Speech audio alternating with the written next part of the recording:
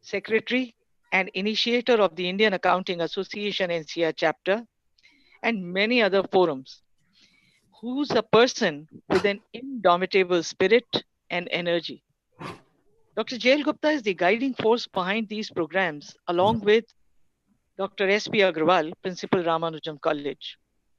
Dr. Jail Gupta's zeal and capacity for work, I would say 24/7 for the welfare of others, has literally made each one of us pull our socks.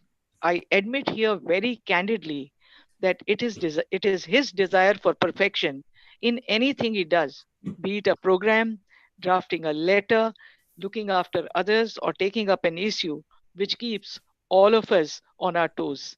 Not a single mistake, even a comma or a full stop, ever misses his attention. He sure has the hawk's eye.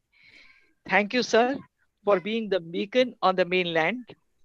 I now humbly call you here on this virtual platform to welcome our guests formally. Thank you, Dr. Dekhadayal. A very pleasant morning to one and all. For me, it's a matter of pride and honor to be in the midst of a galaxy of distinguished guests sitting in this August house on virtual platform. Chief guest of the session, Padma Shri Professor Dinesh Singh, Chancellor Kumar Mangalam University, former Vice Chancellor University of Delhi, is busy on another meeting on virtual platform, and he'll be joining us soon. Special guest of the session, Professor K.K. Agarwal, Chairman, National Board of Accreditation, and Founder, Vice Chancellor, Sri Guru Gobind Singh, Indraprastha University. Professor Nageshwar Rao is also likely to join. Now, we have got another dignity, Professor Sujit Kundu, Professor of Biochemistry. At present, he is Director, South Delhi Campus. He had already served as Dean of Colleges and Pro-Vice Chancellor of Delhi University. Professor S.P. Agarwal, Principal Ramanujan College, faculty members, participants from different parts of the country, and members of the organizing team. I welcome you all to this 2 weeks refresher course on data analysis with statistical methods organized by Teaching Learning Center of Ramanujan College and in association with Indian Accounting Association NCR chapter. Friends, there are various stages of research. Researchers must understand different tools and techniques available within the spectrum of each approach so that they may make a correct decision in choosing and applying appropriate tools and techniques. The objective of this 2 weeks online refresher course is to give exposure to researchers about the modern tools and techniques available and their application skill by a team of eminent resource persons, which include Professor S.S. Bhakar, Director, Prestige Institute of Management, Gwalior, Professor C.P. Gupta, former head, Department of Financial Studies. Then we have got Professor Surendra Kumar. Recently, he has become the HOD, Department of Economics, Delhi School of Economics. He is also the Dean, Faculty of Social Sciences, University of Delhi, and so many others. I'm sure that this program will go a long way in the academic growth of the participants, and this will help in their upgradation of status through increased API score as required by UGC regulations. Rules for the participants are very clear. Number one, the refresher course is of 2 weeks duration with a minimum of 72 contact hours in pursuance to the requirements of UGC and Ministry of Education. E-certificates will be issued to participants who successfully complete the programs in all respects, which include 90% attendance and successful evaluation process. I wish all the participants a big success for learning from the comforts of their home. Thank you. Jai Hind. Thank you. Thank you, Dr. Jail Gupta. So you very rightly said that this program will go a long way in not only the upgradation, but also the growth of participants in terms of a wide variety, I would say, in terms of the horizon that we have. On behalf of each one of us present here today on the virtual platform, we are very happy to welcome all our dignitaries who agreed to give their valuable time for the launch of this course. We are very honored to have Professor Dinesh Singh, Padam Shri Professor Dinesh Singh, former Vice Chancellor, University of Delhi, Chancellor K.R. Mangalam University. Each time we listen to him, there is something new and novel that we take back home. We are equally pleased to have with us our special guest, Professor K.K. Agarwal, who's chairman of the National Accreditation Council and founding Vice Chancellor of the Indraprastha University, who also dons many hats. Our patron, Professor Nageshwar Rao, Vice Chancellor, Indira Gandhi National Open University, who has been a guiding light with us and who has agreed to give his blessings on this occasion.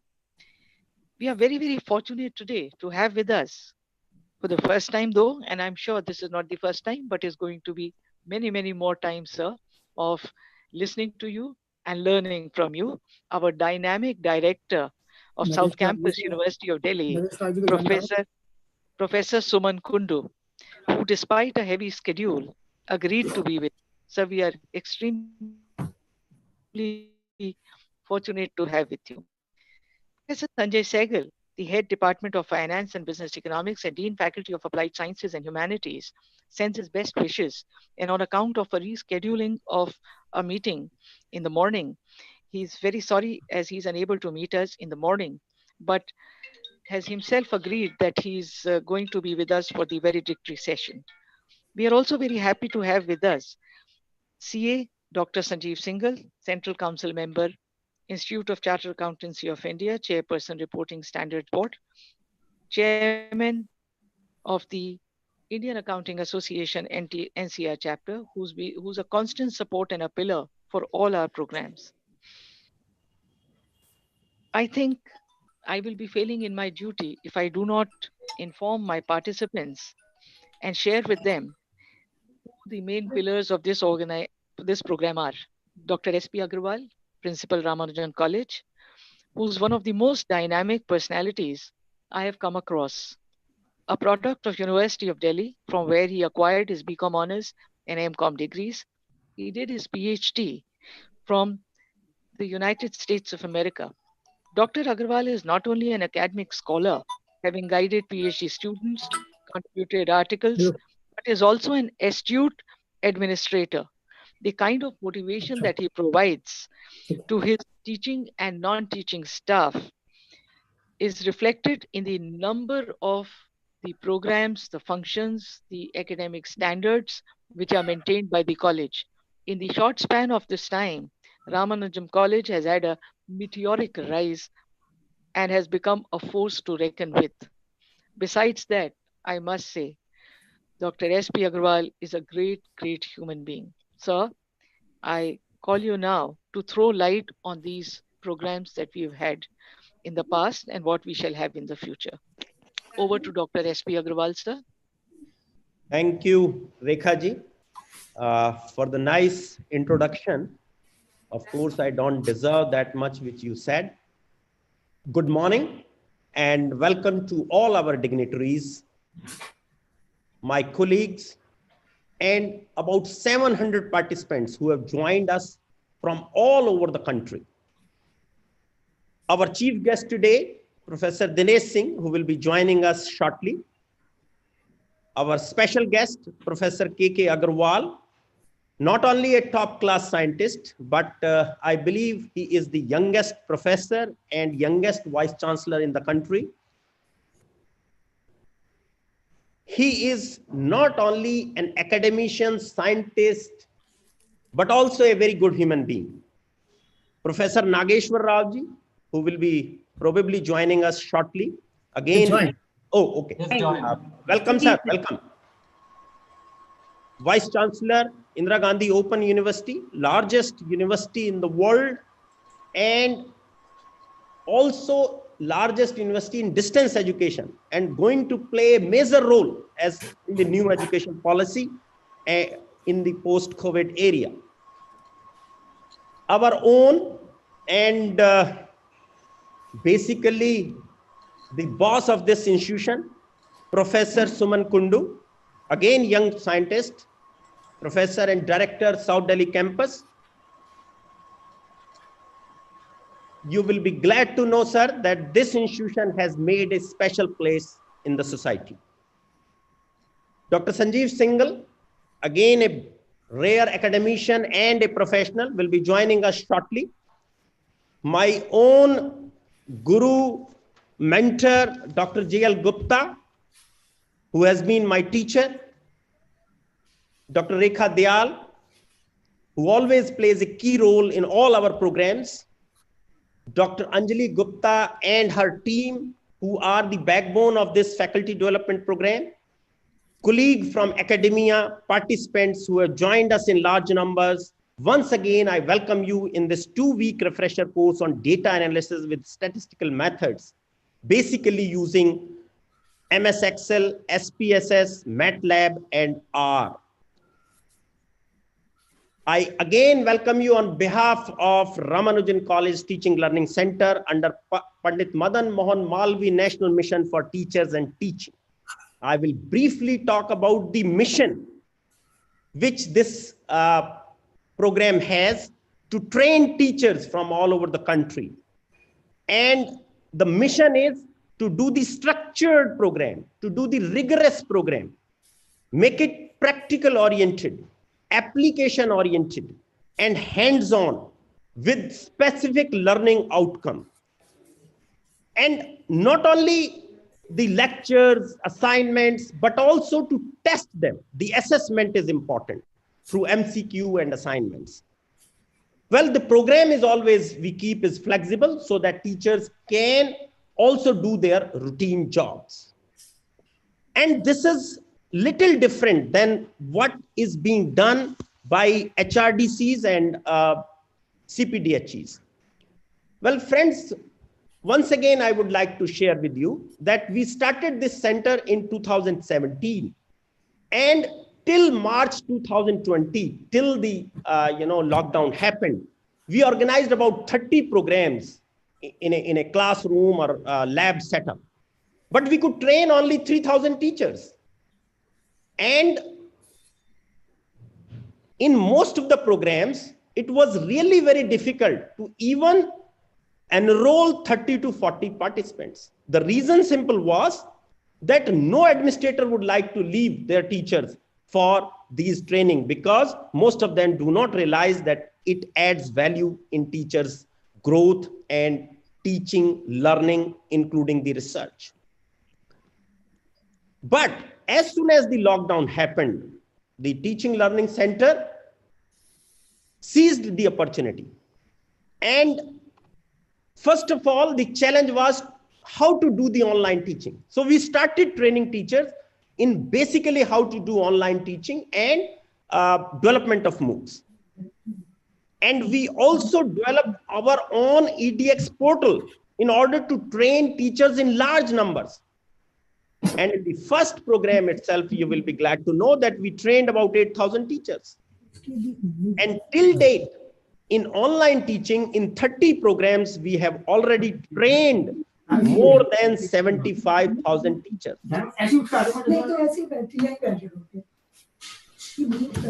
Please mute. Yes, sir. Sorry. In the background.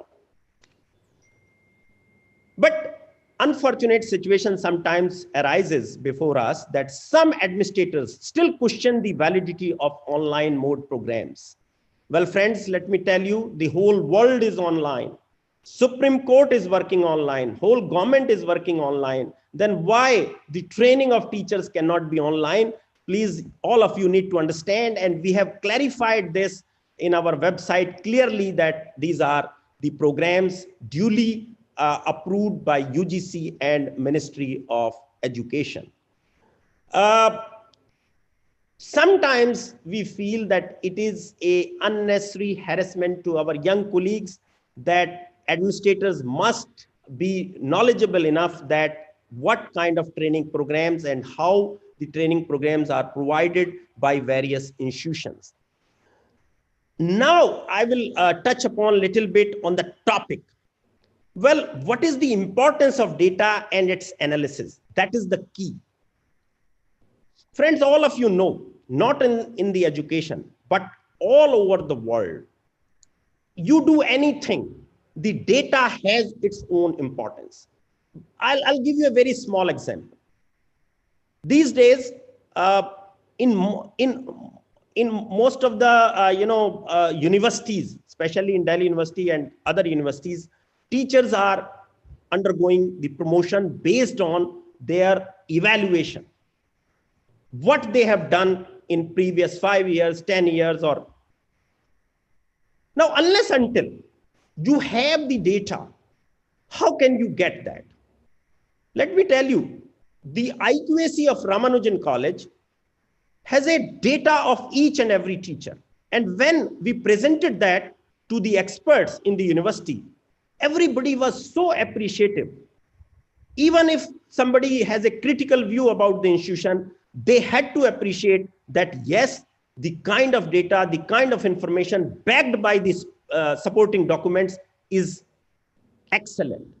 So why I am saying so, that data has its own importance. Even in NIRF, even in NAC evaluation, the data of the colleges, of the students, of the teaching learning, of the research is extremely important. And that is why all of you must understand that these programs are not only for doing research, but also to train your students in data analysis and its application and its interpretation. So these are the very important aspects of the data analysis, and the Ramanujan College always ensure that teachers must understand the importance of data, whether it is in humanities group or science group, and also able to communicate to the students that data analytics, big data, technology, artificial intelligence, they are the key in today's world. And even in their career, if they are trained in these areas, probably they have no dearth of jobs. So this is the main thing which teachers need to understand, that technology need to be taught, whether it is in Hindi, in English, or in any other language or humanities. Well, another important thing, this research, of course, very important for your own publications, for your own PhDs, for your own innovation. But society as a whole should also be benefited by your innovation and research. That is the key which the country is looking forward from the educational institutions. Well, another important aspect, let me tell you, friends, that the Ramanujan College is also going to create a data center on education, educational needs. And we will be able to provide a lot of services to all the universities and educational institutions in the country. Also, I would like to tell you that all of you must be aware of the National Education Policy 2020, where teachers training is the key of your teaching learning. Another important aspect you have to look into, which is going to be an important part of undergraduate education, because colleges are going to be empowered more in times to come, that how to structure the courses, how to frame the curriculum, what should be the pedagogy, how the technology can be used through pedagogy, which Professor Agarwal was just talking about, and then the research and innovation. So with this, thank you very much for listening very patiently. And again, I welcome all my dignitaries who are present today in this program. Thank you very much. Over to Rekha ji. Thank you so much, Dr. S.P. Agarwal. Sir, I think the your address very lucidly explained the importance of the research and how sir so rightly said that the lockdown impacted us very heavily, but the positive aspect of that lockdown can be seen in all these training programs that Ramanujan College and others were able to conduct. And yes, I had also heard from many sources that all the promotions that are taking place in University of Delhi, more than 90% of teachers have been trained so by your esteemed institution. So I think this is a human service which the college has really provided to the teaching faculty. And yes, research, the data analysis, all this not only helps the individuals and institutions, but sir rightly said, the society as well. Thank you so much for throwing light on this aspect of the training program, sir. Uh, Ladies and gentlemen, we have with us our special guest, Professor K.K. Agarwal, for today's program. He's a well known name in the education sector. Presently, Professor K.K. Agarwal is chairman of the National Board of Accreditation Council. He's the former founder vice chancellor of Indraprastha University, former president, Institution of Electronics and Telecom Engineering Institute. Professor Agarwal had obtained his PhD from the NIT Kurukshetra, where he served for more than 27 years, and then had a short stint as the Pro Vice Chancellor in the Hisar University. He became the founder Vice Chancellor of Indraprastha University, which really flourished and blossomed under his care. He was in this administration, he has been in the administration for more than 10 years. Professor Agarwal has also been the president of Institution of Electronics and Telecom of Engineers, president of Computer Society of India, and president of South East Asia Regional and Computer Confederation. He has to his credit more than 400 papers in the reputed journals, both national as well as international. He was conferred the honorary fellowship by Broadcast Society of India, and he received the Lifetime Achievement Award by IETE and also Computer Society. On the Teachers' Day, 5th of September this year, Indian Accounting Association and the Teaching Learning Center also conferred a Lifetime Achievement Award. Sir, we are extremely grateful to you for having given us your valuable time. And now I invite you to share your thoughts with us for today. Thank you so much.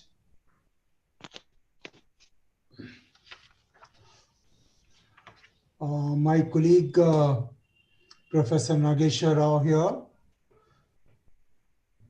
Dr. Suman Kundu, Dr. S.P. Agarwal, very dynamic in charge of this college, who has really given human service to the training of our teachers. I won't distinguish which college and all that, but the fact is so many teachers of the country have been trained by you is a point which must be noted, and I'll talk about it a little later. Then Dr. J.L. Gupta, whom Rekha ji introduced as Chavanprash. Rightly so. I think a very universal person, Shri Rekha Dayal, Shri Madam Anjali Gupta, and so many other distinguished guests. Friends, it has now started, I think, becoming a habit with me to be a part of your programs for a few very simple reasons. Number one, to say no to Dr. J.L. Gupta is practically impossible. And therefore, I always feel if you have to say yes to 10th attempt, it is better to say yes at the first attempt. So it always helps. Number two, the sincerity with which you are doing the programs. See, when many countries are, as a matter of fact, the webinars, FDPs, and the programs which the country has done during lockdown period is exceptionally large. I don't say it's a bad thing, but many of them have been substandard. That's also a fact. As a matter of fact, India has conducted more programs than even USA has done, despite the size and all that, because we have a way of obsessed life. If A is doing a webinar, I should also do it. If B is doing a webinar, I should also do it. Whether I'm capable of doing whatever I'm capable of doing, people don't even imagine, don't even examine, don't even analyze. And therefore, I have no hesitation to say, I think for every 10 to 15 good programs, we have had 50, 60 not so good programs also. And therefore, once I am more than convinced that Dr. S.P. Agarwal, Dr. J.L. Agarwal and the team is doing an excellent program, is something which I thought as a teacher of long standing must compliment them on. And the best way to compliment them is to come on a public platform like this and say thank you to them for training so many teachers. As a matter of fact, would always feel it may be a coincidence that you train 90% of teachers who got promoted, but maybe a stage has come that big universities like Delhi universities should have a regular permanent arrangement for faculty development of the whole university, because knowledge is not static. Knowledge is changing so fast. It has never happened in the history of the world. I still think if I share just one data with you, you may not agree. 1 million YouTubes, 1 million YouTubes are being uploaded every hour. Now, if that is the kind of change of data, then obviously training required is very extensive. As we used to say when we were students, yesterday's newspaper is the oldest thing. Today, I think yesterday's webinar is probably the oldest archive. So you have to be very, very updated, and therefore universities like Delhi University may have a permanent, very updated, very modern arrangement for updating the teachers on a regular basis. Whether it's a requirement of API or not, I'm little less concerned about it. And I'm not so much sure also whether it really helps that much, but it should happen. So I think Dr.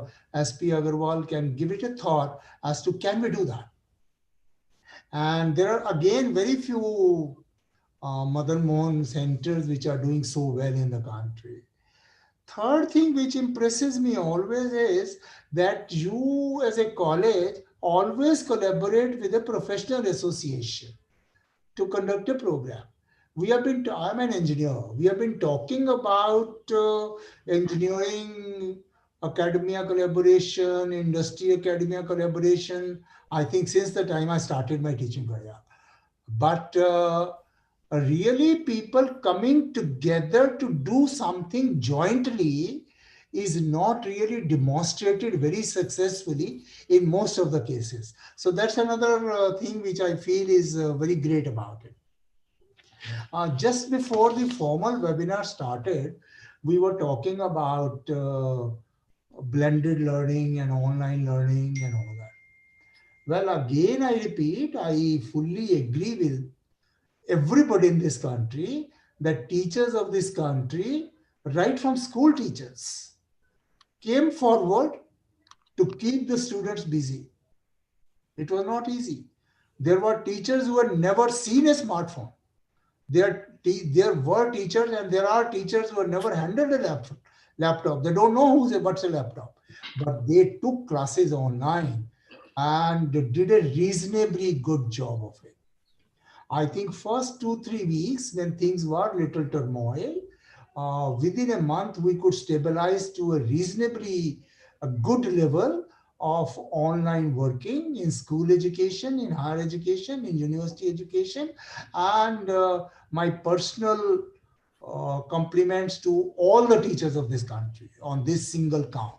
But having said that, I'm little concerned now That was a catastrophe which took us by surprise. We never knew COVID will force us out of the colleges, and therefore we'll have to come to this. Now we know what's going to happen. COVID is going to go away. It may be 2 months, it may be 3 months, it may be 4 months, but it's going to go away.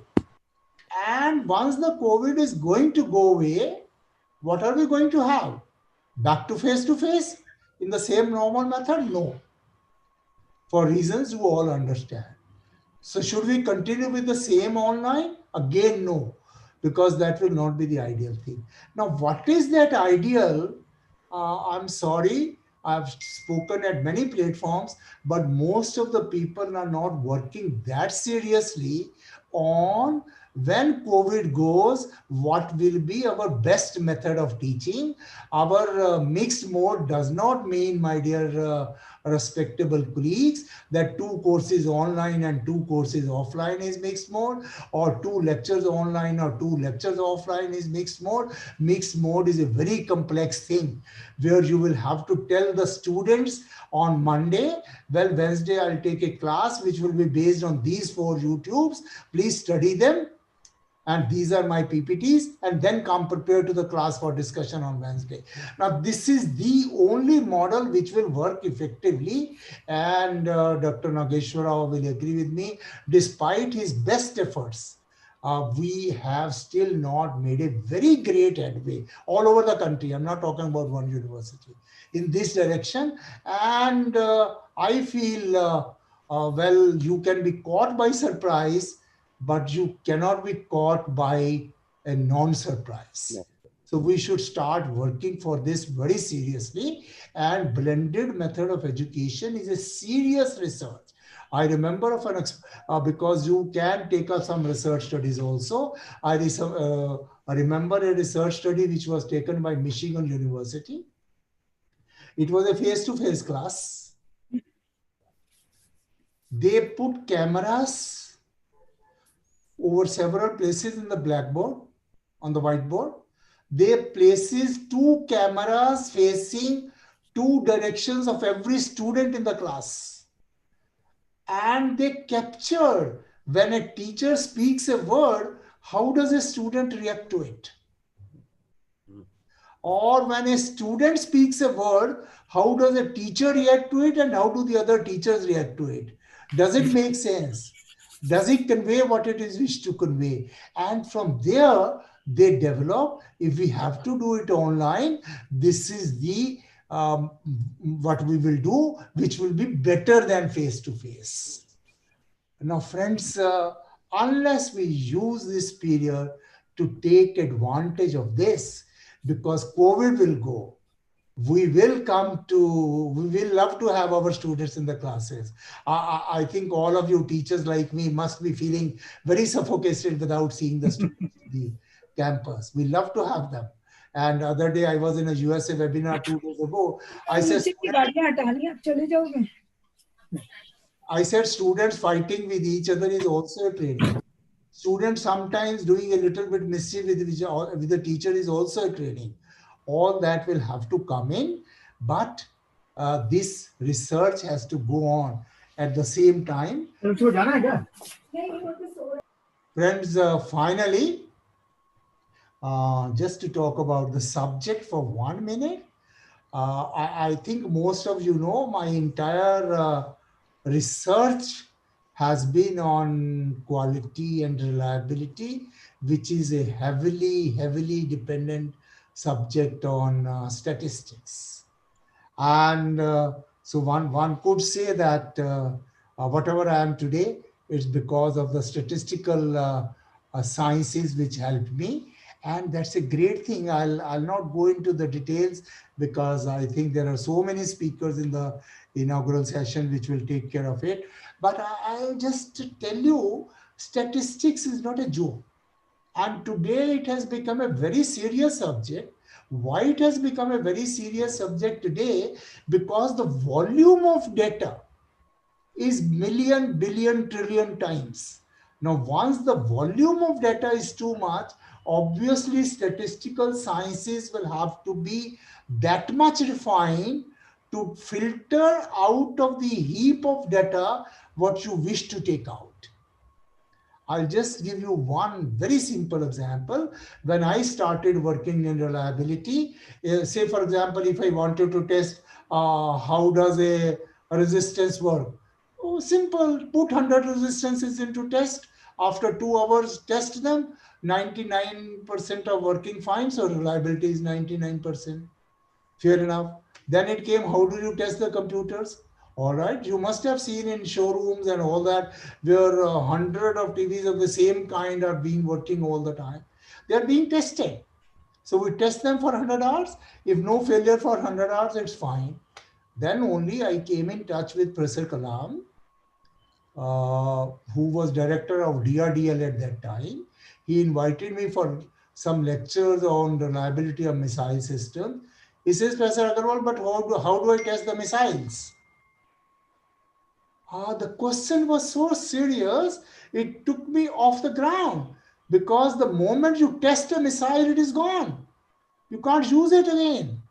If you test a TV, you can use it again. If you test a computer, you can use it again. But if you test a missile, whether it fires in the right direction or wrong direction, but the missile is gone. And you can't use every missile in testing. So therefore, we had to develop all the statistical tools to give us the quantitative figure of reliability of a missile without having to test the missile. So some of you might have said that I applied to satellite launch vehicles also, as to how can we do that. And today, my dear friends, all branches of science, now whether you talk about artificial intelligence, whether you talk about Internet of Things, whether you talk about drones, whether you talk about 3D printing, they are all interdisciplinary and all very heavily dependent on data science. We have in USA, we have a regiment of drones. You know, just like we have Sikh regiment, Rajput regiment, this, that. They have a regiment of drones. And the drone can find out from the data within the drone as to who is the terrorist in the crowd. Exactly spot it out and shoot a very tiny missile which hits that person individually and kills it. Now that's data science to which we are getting used to which we have to get used to. So data science is not a theoretical subject now. Data science is a great practical subject, because you would have, because in this large volume, where to hit is the whole game, right or wrong. And that will come by only application of data science and the statistical techniques together. And the beauty of present day technologies is artificial intelligence is dependent upon data science. Internet of Things is dependent upon data science. 3D printing is dependent on data science, so on and so forth. So please teach data science not as a subject of mathematics. Teach data science not as a subject of computer science. Teach data science to every student of the university. Commerce students will need it. Art students will need it. Otherwise, how do you give me a result? Mona Lisa's smile portrait, the best portrait in the world, Mona Lisa is, sir, 83% she is smiling, 6% she is disgust, 3% she is angry. How do you do that? Unless you analyze all the data. So data will be required. It's not a subject of mathematics. It's not a subject of computer science. It's a subject for everybody to appreciate in varied degree, in varied dimensions. And that incidentally is the beauty of NEP, to which we have all to get accustomed to. I think I'm already taken 5 minutes more than what I was supposed to. So I say close to here and wish you all the very best for giving me a opportunity to be with you, and hope you have a great course. Thank you very much. Thank you, sir. Thank you, sir. Thank you so much, Professor K.K. Agarwal, sir. You have rightly said data science is a practical subject, not a subject for just academically teaching. And I think each one of us should And I think your suggestion for universities like Delhi University to have a permanent structure for upgradation, I think is very, very relevant in today's times, and not just from the point of view of promotion, but from the point of view of upgradation. And I do hope that the blending learning, the kind of ideal that we are looking for, some participants here would take up this as a very serious issue after the refresher course and maybe do some research on it.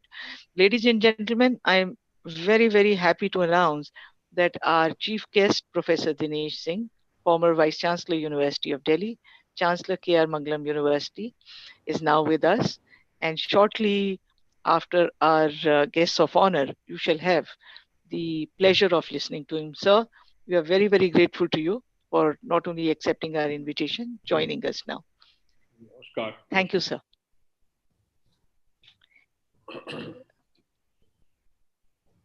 Friends, we have amongst us Professor Nageshwar Rao, who's not only our patron, he's the Vice Chancellor of the biggest open university, I would say, in the world, Indira Gandhi National Open University.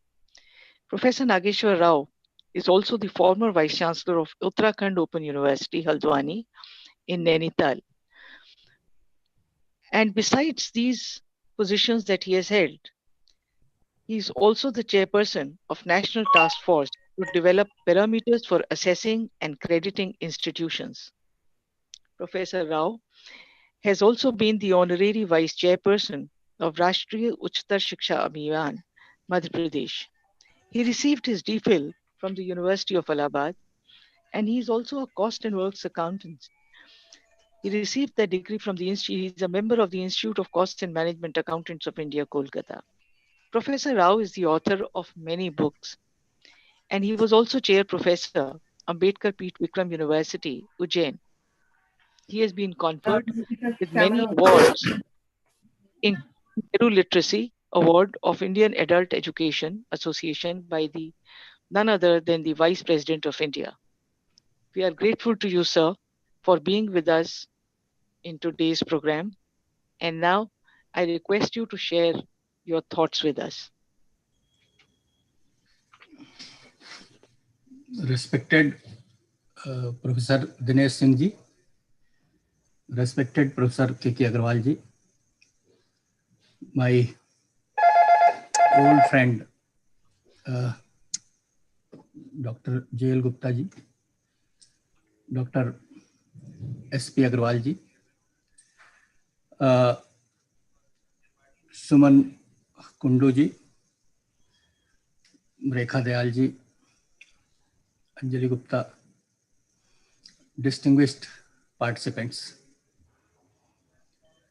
First of all, I compliment Dr. J.L. Gupta for continuously training our young friends in the field of data analysis by using the statistical methods.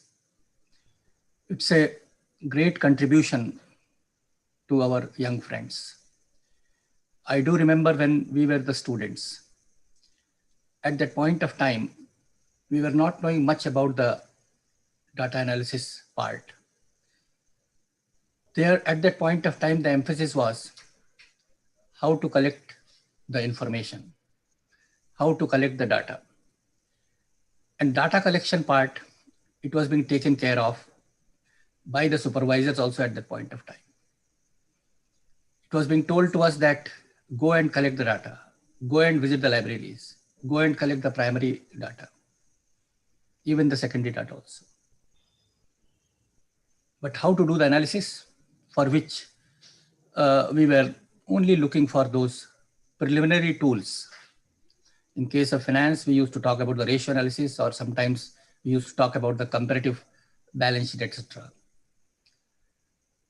But now, with the use of statistical tools, earlier we used to do it manually, and now we are using it with the help of SPSS. And latest versions of SPSS, they're also available, through which the analysis, it gives us meaningful inferences in the end. Now we can safely say that we have done a work and it has given us some results. Because I do remember even at that point of time, there was a question by the examiner in the end that please tell us what is your contribution? What are your main inferences? And at that point of time, many of the PhD students, they used to talk about only the data collection process. Now with this training on the data analysis, at least now we will get the inferences. We can prepare some models. We can have a suggestive plan of action. And all these are quite feasible when we are focusing on the analysis. Raw data, it will not help us. We have to find out the best out of that. Always it is being cited that Hanumanji went to Himalayas to find out the booty for the Lakshmanji. He could not understand what he has to bring. He brought the entire Himalaya. From the analysis, we can find out what is the crux, what is the gist, and how we can use it. Because we have spent around 2 years or 3 years to complete a PhD work or an MPhil work. And in the end, if we are not getting anything, it is the national wastage of resources also. And therefore, this is a great contribution by the Ramanujam College also. And I am continuously associated with this activity because I do feel that this is an area where our young generation require more and more training. And these people who are around 700 in number, as has been pointed out by Professor Agarwal, they will further train 7,000 more. So this is the entire quality of research work in our country that will also further improve, and it will give us new impetus to the thrust of the research which our national education policy is focusing on. So once again, I thank Agarwal ji and also JL Gupta ji for giving me an opportunity to be with you all, and also a great opportunity to listen to respected K.K. Agarwal ji and also Dr. Dinesh Singh ji. Thank you very much. Thank you. Thank you, sir, for sharing your experiences. Thank you very much, sir. Thank you so much, Professor Nageshwar Rao, sir. I think you've really summed up the importance of data analysis and the research through that simple example of getting the Sanjeevni booty from the Himalayas. Today, instead of bringing the Himalayas, one has to just bring that booty. And I think not only it saves time, it is also going to be extremely productive from the point of view of future analysis. Thank you so much for sparing your time and being with us, sir. We are very, very privileged to have with us today, as I said earlier, though for the first time, and I'm sure that in future also we shall have the benefit of listening to and learning from the experiences of our dynamic young director, Professor Suman Kundu, who's a professor with the Department of Biochemistry. Professor Kundu completed his undergraduate and postgraduate studies from the University of Kolkata. He obtained his PhD degree from the prestigious Banaras Hindu University. Presently, he is with the Department of Biochemistry. He was a postdoctoral fellow, Department of Biochemistry, Biophysics, Molecular Biology at the Iowa State University, United States of America. He has held many administrative assignments prior to becoming the director.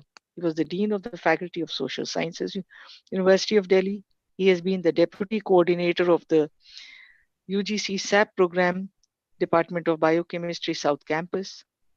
His areas of interest lie in the structural and molecular understanding of protein folding and stability, protein interactiveness, and structure functions relationship, to name a few. He has a great interest and passion in the spectroscopic mass spectrometric characterization and screening of hemoglobin disorders. Professor Kundu he has supervised many doctoral students and number of publications to his credit. He has also a number of research projects by the Government of India, University of Delhi, the major projects which have been assigned to him. He is also the editor-in-chief, Journal of Proteins and Photomics of India.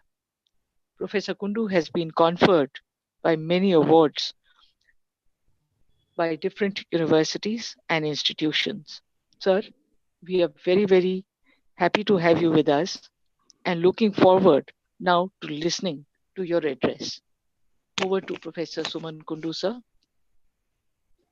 Thank you, Dr. Dayal, for that, I would say, long and exaggerated introduction. Very good morning to one and all present here. It is my privilege and honor to be a part of the inaugural session. And amongst all the eminent scholars that are present here, and I must tell you that I have been moving into, at least shifting between 3 events, including this one right now. And I did not want to come here, but it is the pursuance of Dr. J.L. Gupta, organizer of the program, and several emails by Dr. Anjali Gupta that I am here. Of course, there are several temptations that I could not resist myself of being here. And one, of course, is my association with Ramanujan College. As Dr. Dayal has pointed out, I have not visited the college yet and not associated myself in a manner that I should as director of South Campus. And this is a very beginning. And I also want to inform Dr. Agarwal, as he has mentioned in his opening speech, I am not the boss. I'm just here to serve all the colleges that, and the purview of South Campus and the university in all its glory. And one of the temptation, of course, was to associate with Ramanujan College. Another temptation is the very name of the college, which inspires me. Ramanujan has been one of the best mathematician in the country and all across. And yet another temptation was to hear Professor Agarwal, whom I have never heard before, Professor Rao. I have heard these names, and of course, the temptation to hear Professor Dinesh Singh. I never miss an opportunity to hear his wonderful oration, which I always hear with rapt attention. And I must say that I'm very thankful to him for whatever has happened to me, because when I was hired in the university, he was director of South Campus. And when I was promoted to the position of professor, he was the vice chancellor. So thank you, sir. And I have never shared a platform with him. So it is my honor to have the opportunity to do so. And I must thank Dr. Gupta for organizing this, Dr. Agarwal for organizing this wonderful refresher program along with Indian Accounting Association. And as Professor Agarwal has rightly pointed out, it's a wonderful collaboration between academics and profession. And I can see a galaxy of resource persons, teachers, both from the university and from related profession who are here. And I congratulate the college for organizing this, and I welcome the participants. I am sure it will be a wonderful program. And as Professor Agarwal has rightly pointed out, during pandemic, we have webinars, almost left and right. And it has sometimes said that we might survive from COVID-19, but we may not survive from the horde of webinars that come through. But I must say, this is a very, very special refresher program because it is on data analysis with statistics. And my previous speakers and Professor Singh will also probably say all the importance there to it. I don't need to emphasize. I have tried to see, I don't see this kind of a refresher course being held because, as has been pointed out, data analysis is absolutely important. With advancements in technology, we have simplified data collection probably, but the analysis and the statistical significance is extremely important. Talking about COVID-19, as we can see, the data analysis has been very important to combat the challenges, whether it is epidemiological data, clinical data, or simply research data. I come from the field of biology where data analysis is absolutely important because it's life that we deal with, and the statistical significance of any experiment or any process is absolutely important. And just like Ramanujam in mathematics, G.N. Ramachandran in biology is known all across. And it was for his simple data analysis with regard to protein structures, which still holds key, and nobody has done better than him. So it's very important, and India has all the potential to do it. So I think Ramanujan College has taken the right step in that direction. And I would request Ramanujan College to spread the knowledge across all colleges and university. And I also wonder what Ramanujam, how he would have handled data analysis at this point of time, given his mathematical genius that Saraswati decided in him. And I also wish, as Professor Agarwal was also pointing out, to have a center for data analysis and statistical method in Delhi University. I have looked at Ramanujan College's website. I see they have a large number of centers, from artificial intelligence to ethics. So let this be another center where Ramanujan College takes an initiative and Delhi University builds around it, because it has become absolutely important. I know myself for now, for all the ranking for the NAT attribution, everything, data analysis has become so important that we juggle through all the problems that we face. So a center like that in the university will surely help. With that, I will thank all the panelists, all the participants, the resource persons, teachers and students, and I wish this refresher program a great success. Thank you for the opportunity. Thank you very much. Thank you, Professor Kundu. Thank you. It was very good listening to you and your great humbleness. And let me tell you that Ramanujan College, since we named Ramanujan College, we have been very fortunate. And whatever we plan, we could achieve it. And this is because of none other than Professor Dinesh Singh, who named us Ramanujan College. So yes, absolutely. Whatever we plan, by the grace of God, we are able to achieve. And I'm looking forward to working with the university on anything, whatever we can, because we have a lot of ideas, lot of young scientists like you to work in all the areas in data science, artificial intelligence, and every other sphere of new technology. Thank you very much, sir. Thank you very much. And I will be honored to associate with you and visit the college soon. Sure. Sure, we will invite you. Sure, sir. Thank you. Thank you so much, Professor Kundu. And I think you've added one more feather in the cap of Ramanujan College.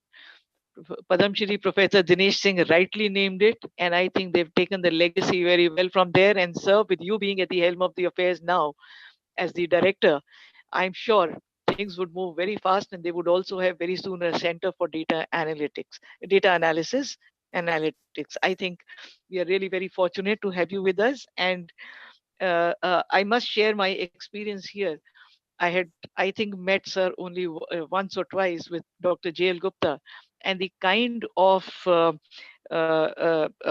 feeling which had been generated when I had first met Professor Dinesh Singh, who was the director at that time, and I was an executive council member, and he just listened to my problems and some issues that I had taken up, and then he told me, Rekha ji, you don't have to come back to me.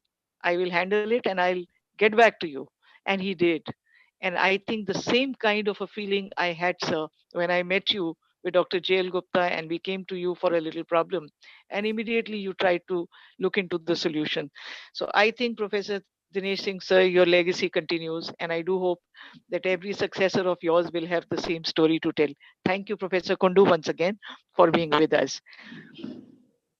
We have with us CA Dr. Sanjeev Singhal, who has been the backbone of our programs and has been giving us very constructive suggestions for the improvement and taking his valuable time despite a very hectic schedules and making sure that the programs are taken to very higher levels under his tutelage.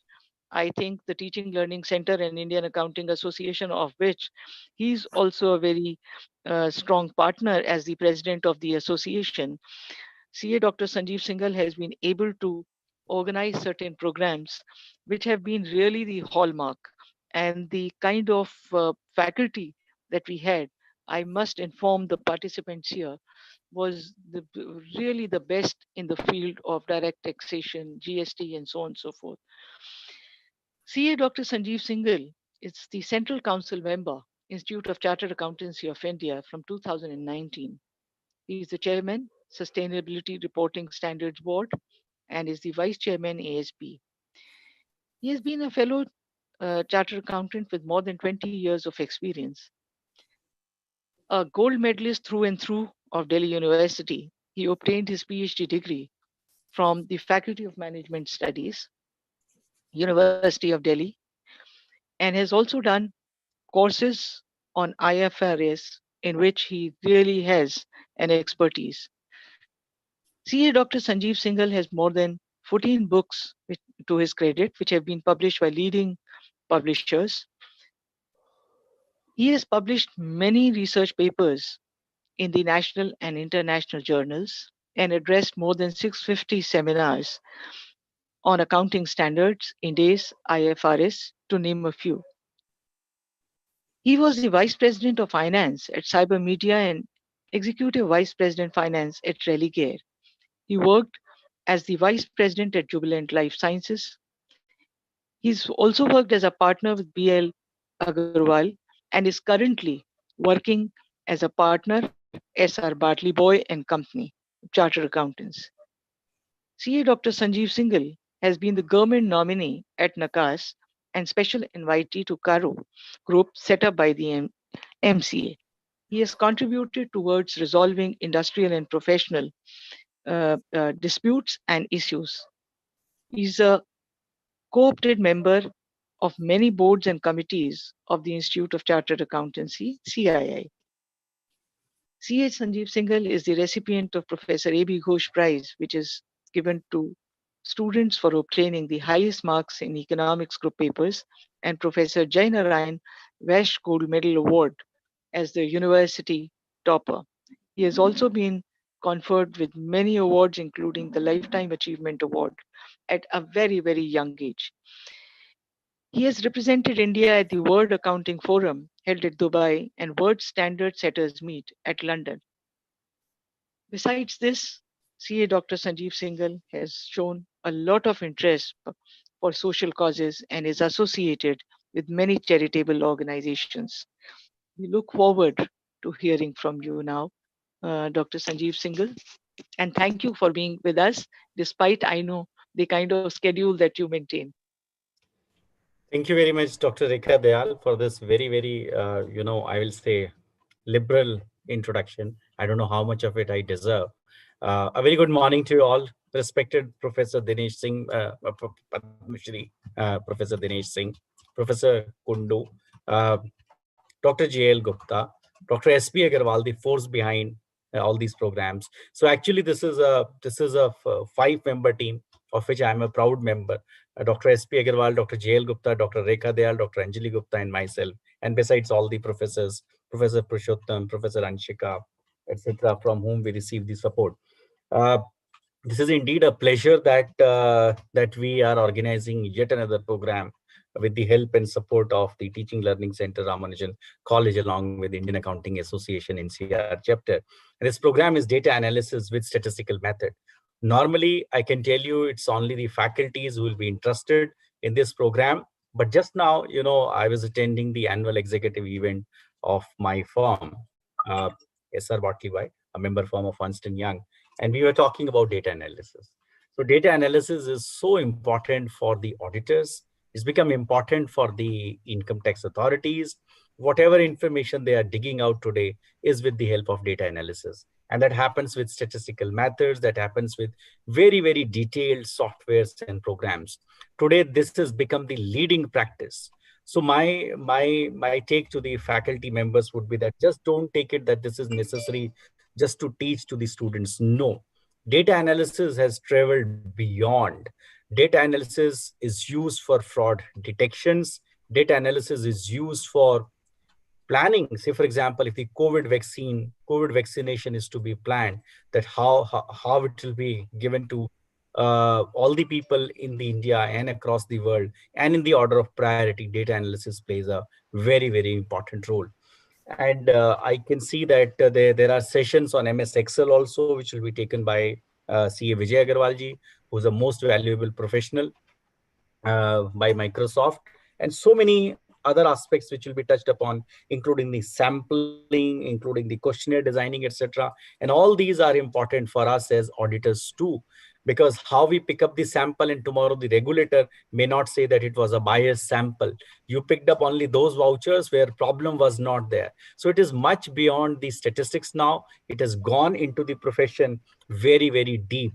So my compliments, for organizing this program, and my humble suggestion to all the faculty members is that just don't limit, this to the teaching, but this is applicable practically now across the world, and this is becoming one of the leading profession. With this, I would like to hand it over back to Dr. Rekha Dayal, and thanks a lot for inviting me to to give this address. Thank you. Thank you, Sanjeev, sharing the professional view of data analysis. And let me tell you that I have already seen the opportunity that we can be of value to professionals in training data scientists in profession and in government. So thank you very much. Thank you so much, C. Dr. Sanjeev Singhal. You very rightly said data analysis is the need of the hour, not only for fraud detections, planning, organizing, execution, and pinpointing of the smallest of details. And I'm hoping, and I'm also very sure that the young participants who are with us, the young minds,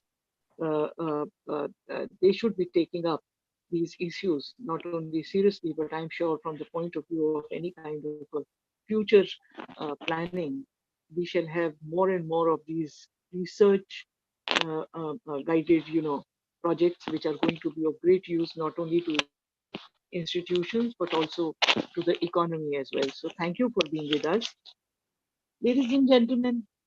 The moment has come for all of us now to listen to our chief guest, Padam Shri Professor Dinesh Singh, Chancellor K.R. Mangalam University, and former Vice Chancellor University of Delhi. I've said this earlier, and I have no shame in repeating it, and I'm sure I can repeat it n number of times. Each time I have heard his address, I have taken back something new to imbibe.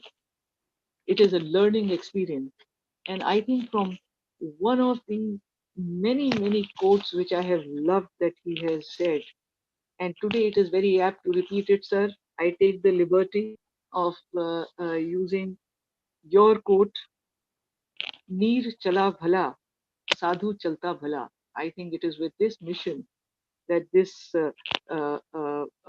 program was conceived. That, as you had rightly explained, that water gets oxygenated as it flows, and a teacher by the upgradation and updation of knowledge.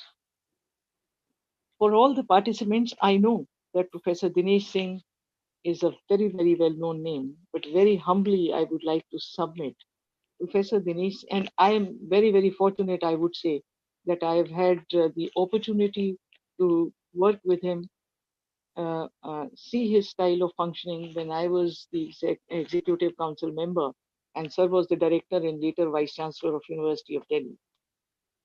Padam Shri Professor Dinesh Singh is the former Vice Chancellor, University of Delhi, and presently Chancellor K.R. Mangalam University. Before becoming Vice Chancellor, he had donned the hat of the Director South Campus from 2005 to 2010. He's been a distinguished academic consultant with the Middlesex University, London, and a distinguished senior fellow of the Advanced X-Space Imperial College of Science, Technology and Medicine, London. Professor Dinesh Singh is an adjunct professor of mathematics at University of Houston, Texas, United States of America. Professor Dinesh Singh was also a distinguished professor at the Shulini University, Solan, Himachal Pradesh of India. He is an alumnus of University of Delhi and hailing from a family of academicians who also were at the top of the affairs in Allahabad and University of Delhi as the Vice Chancellor. Professor Dinesh Singh has been the honorary professor at IIT Delhi and, of course, the youngest professor to teach in the Department of Mathematics at University of Delhi. Sir has been awarded Padma Shri, which is the highest civilian award by the Government of India, awarded by the President of India.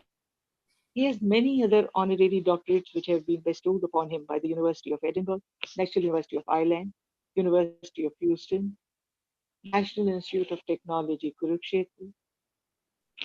Sir is also a member of the Scientific Advisory Committee till last year, which was a part of the Government of India initiative. He is the president of the Ramanujan Mathematical Society, which is the premier mathematical society of the country. Professor Dinesh Singh has served on the jury of the Jnanpith Award, one of India's most prestigious literary awards. And in the education sector, I must say, he has been the pioneer in terms of the new ideas which he took up even when he was the director and the vice chancellor. The 4-year program that we see now, which is a part of the new education policy, University of Delhi under his leadership had worked on it, thought about it, planned it much, much earlier than this in 2013 and 14. Professor Dinesh Singh is an avid reader. He is an academic scholar who has published numerous research papers in international journals and in national journals. And he has authored several books. I must add here, very few of you may know that Professor Dinesh Singh is a painter, which is his hobby. And some of you might have seen, without even his knowledge, his family once in a while would organize these in the art galleries, and very humbly he would find it an embarrassment for him. He's a student of Gandhian philosophy and is avidly fond of pictures in all the three languages: English, Hindi, Urdu. And I must say, sir, whether one listens to you in the Hindi language or in the English language, it is profound, it is perfect, and I think it is worth learning. We are extremely fortunate to have you with us today and looking forward to your address. Over to you, sir. Thank you. Thank you very much, Rekha ji. I am indebted to you for your kind words. आप हमेशा मेरे ऊपर मेहरबान रहती हैं. मैं नहीं जानता कि मेरे अंदर क्या अच्छाई है, क्या बुराई है, पर ये जानता हूं कि मैं भाग्यशाली हूं कि आप जैसे लोग मेरे साथ इस जीवन की यात्रा में हैं. आप, डॉक्टर अग्रवाल, डॉक्टर जेल Gupta. So I'm really fortunate. I'm also fortunate that today I'm sharing this platform with luminaries like Professor K.K. Agarwal, Professor Nageshwar Rao, Professor Kundu, and many others. And it has been a delight to listen to all of them. And Dr. Sanjeev Singhal always comes across as such a down-to-earth but wise individual that I sometimes wonder he should have been in the university and not in the professional world. But anyway, it's a delight to be on this platform where Dr. Agarwal, the ever energetic, the ever bright, the ever ebullient personality that he is, he keeps things well oiled and moving. And it makes you feel good that this country is alive and kicking. So Ramanujan's name is being kept alive in so many ways, and Ramanujan College is one of the premier institutions that has also lent so much credibility to the fact that Ramanujan was one of the greatest personalities India produced in the 20th century. I'm not talking of just mathematics. He brought self-respect to India when he showed the world that Indians were not second to anyone when it came to intellectual pursuits. And the college has done credit by following in the footsteps of what Ramanujan would have liked, creating more talented young people. His life towards the end was dedicated to helping young people. So it is a delight to be on this platform. I'm also aware that there is a large audience here and they have been listening to many people here. All of them have said very wise things. I know that what Professor Agarwal said, what Professor Kundu said, what all the others have said, they're all very practical things, and probably there's not much left for me to say. And I'm also under this illusion that I don't have, not illusion, but conviction that I don't have much to say, and I may be repeating what others have said. But let me just add my penny's worth. You know, I've said this many times, that data analysis was invented by India. In some ways, it is good. It makes you feel happy. Chanakya, or Kautilya as we know him, was one of the pioneers of statistical data analysis several hundred years before the time of Christ. The tragedy is that the strong tradition that India had in data analysis got lost somewhere along the way. Many modern concepts of statistics really can be traced back to Chanakya's writings. And there is a very eminent historian of statistics in the United States, in Massachusetts, who has written many very credible, eminent research papers on the contributions of Chanakya to data analysis. I would urge all of you, all participants, to access them on the web. They are available on the web. You must access them to get an idea of how it was used for the welfare of society. Chanakya talks about how one could make administration more efficient by using the right tools of data analysis, how to tax, how to survey, how to draw inferences. All of these are mentioned with great clarity and wisdom by Chanakya. And I believe there is something to be learned over there. I also want you to know that in today's life, there is nothing that we do which is not connected with data analysis.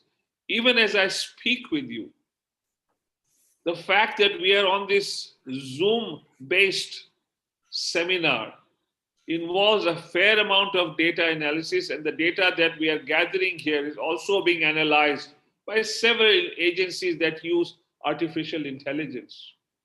So data is forever being generated and forever being analyzed. The challenge is, as Dr. Agarwal also mentioned, to separate the chaff from the grain, to take out that which is of value. And that is something that I find India needs to learn, and learn fast. I have a friend, probably one of the best experts on financial data in India. He holds a named chair at the Indian Institute of Management in Bangalore. And he had been working on financial data in India for a long time. It started probably about 10 years ago, maybe a little more. And he told me that he was appalled at how carelessly agencies in India have been in the matter of collecting data. They have consistently collected data without any significance as to how to go about storing it. So when he tried to collect the data and analyze it, it was a monumental task for him to first sift through the data, separate the chaff from the grain, and then make use of it.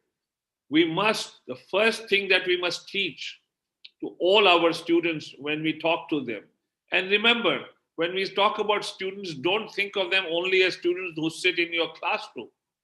Treat the world as a university, treat yourself as a student, and see how we can propagate this business of understanding data, its importance, and how the practical sides of data must be understood clearly by all and sundry in India. So let us start with the basics. And I have always believed in keeping things simple. We must start with the simplest of things. Some weeks ago at a webinar like this, I came across a large group of school teachers who were teaching data analysis to school students in Delhi. And I asked them a simple question. Would you be able to tell me what is the probability of someone in Delhi catching COVID-19, catching the coronavirus infection? And they were stumped. They did not even know how to commence the experiment, how to proceed with the problem. The point I'm trying to make is not that they were bad teachers. No, they were all very good. The point is that they teach things only in a theoretical way. They teach things as if what's in the textbook is all that matters. It doesn't matter what happens in the world around us. That, I believe, is a big tragedy. India suffers greatly from that, particularly when it comes to data analysis. All schools and even universities teach Mendel's laws of genetics, all of them. I have yet to come across a single school or a university where they have actually conducted the experiments that Mendel conducted, which is nothing but two things: very good means of generating the pea plant and extraordinary data analysis. It was because he gathered so much data, generation after generation, of breeding the pea plants, that Mendel was able to discern the laws of genetics. See how simple it was. Mendel did not use any great tools. I hear young people always lamenting, I don't have a computer, I don't have this, I don't have that, I don't have a good lab. I understand there are deficiencies on occasion, but just see how Mendel worked. He was actually in a monastery, he was an abbot, and he kept trying to pass the school teaching certificate exam as a school teacher, and they kept failing him. This supreme teacher who was giving us the laws of genetics that have changed the future of mankind. If today we are able to get effective vaccines in such short time, you can trace it all back to the beginning of genetics because of Mendel. What equipment did he have? Nothing, just gardening tools, seeds of the pea plant, and he knew statistics. That's all. And from there, he produced such fundamental work. So let me again explain. It is important to learn software. It is important to learn all the tools of analysis, but keep things simple. Saralta mein prabhuta hai. मैं बार बार दोहराता हूं. I repeat this all the time. There is divinity in simplicity. Look at all the great discoveries of mankind. You will always reduce them to simple axioms, simple statements. Newton's law of gravitation, Einstein's E equal to mc square, Mendel's laws, everything, Boyle's law, whichever way you look at it. And remember, statistics is a great eye into the real world. Remember, the nature of the electron is probabilistic. See, the fundamental particle of nature has a probabilistic nature. Therefore, there is statistics everywhere. And statistics and probability really received a great impetus from the gambling dens of Europe. Europe के gambling dense में gamblers जब खेलते थे तो उनको दिखता था कि इसके पीछे जो आंकड़े हैं, the numbers behind all the games that they played, they thought that they could think there was a pattern. They were not good at mathematics, they were wise. So they referred the problems to very distinguished mathematicians, Fermat and Pascal. And that is how probability theory was born. And you really can't do good statistics unless you blend it with probability. They are just two sides of the same coin. And start, as I keep saying, start with simple things. At this point in time, the coronavirus has got the world in its grip in so many ways. It would be interesting to acquaint the students and the real world with statistical aspects of the coronavirus. I have mentioned earlier in one of similar talks about Benford's law. I think Dr. Kundu or someone mentioned that it is important to use, or maybe Dr. Sanjeev Singhal said, important to use statistics to detect fraud. One of the best tools of detecting fraud, any kind of fraud with data, is Benford's law. It is such a simple law. but it is so powerful. I have seen the data of Enron, that huge energy giant, which everyone thought was so profitable and doing so well, dominating the world of energy across the globe, that which collapsed in one day. Suddenly Enron was gone because they were indulging in financial fraud. At that point in time, no one applied Benford's law to Enron's financial data. Now, in hindsight, when we look at Enron's financial data, it just does not fit Benford's law. You can tell there is something wrong there. Similarly, I used Benford's law to check deaths due to coronavirus across the globe.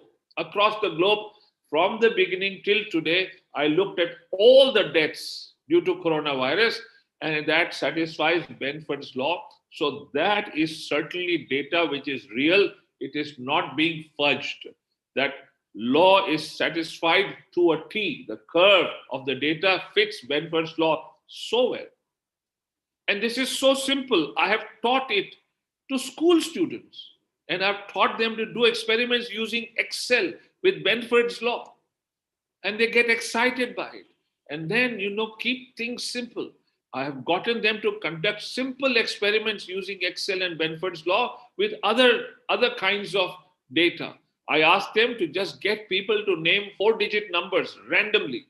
And once they had a large number of such random responses, they checked for Benford's law, and you will be surprised. They were truly random because they were fitting Benford's law. So you will find very interesting things from very, very simple things. And I once again repeat, you do not require great sophisticated tools all the time. The power of the computer is with you, and you should use it to great effect.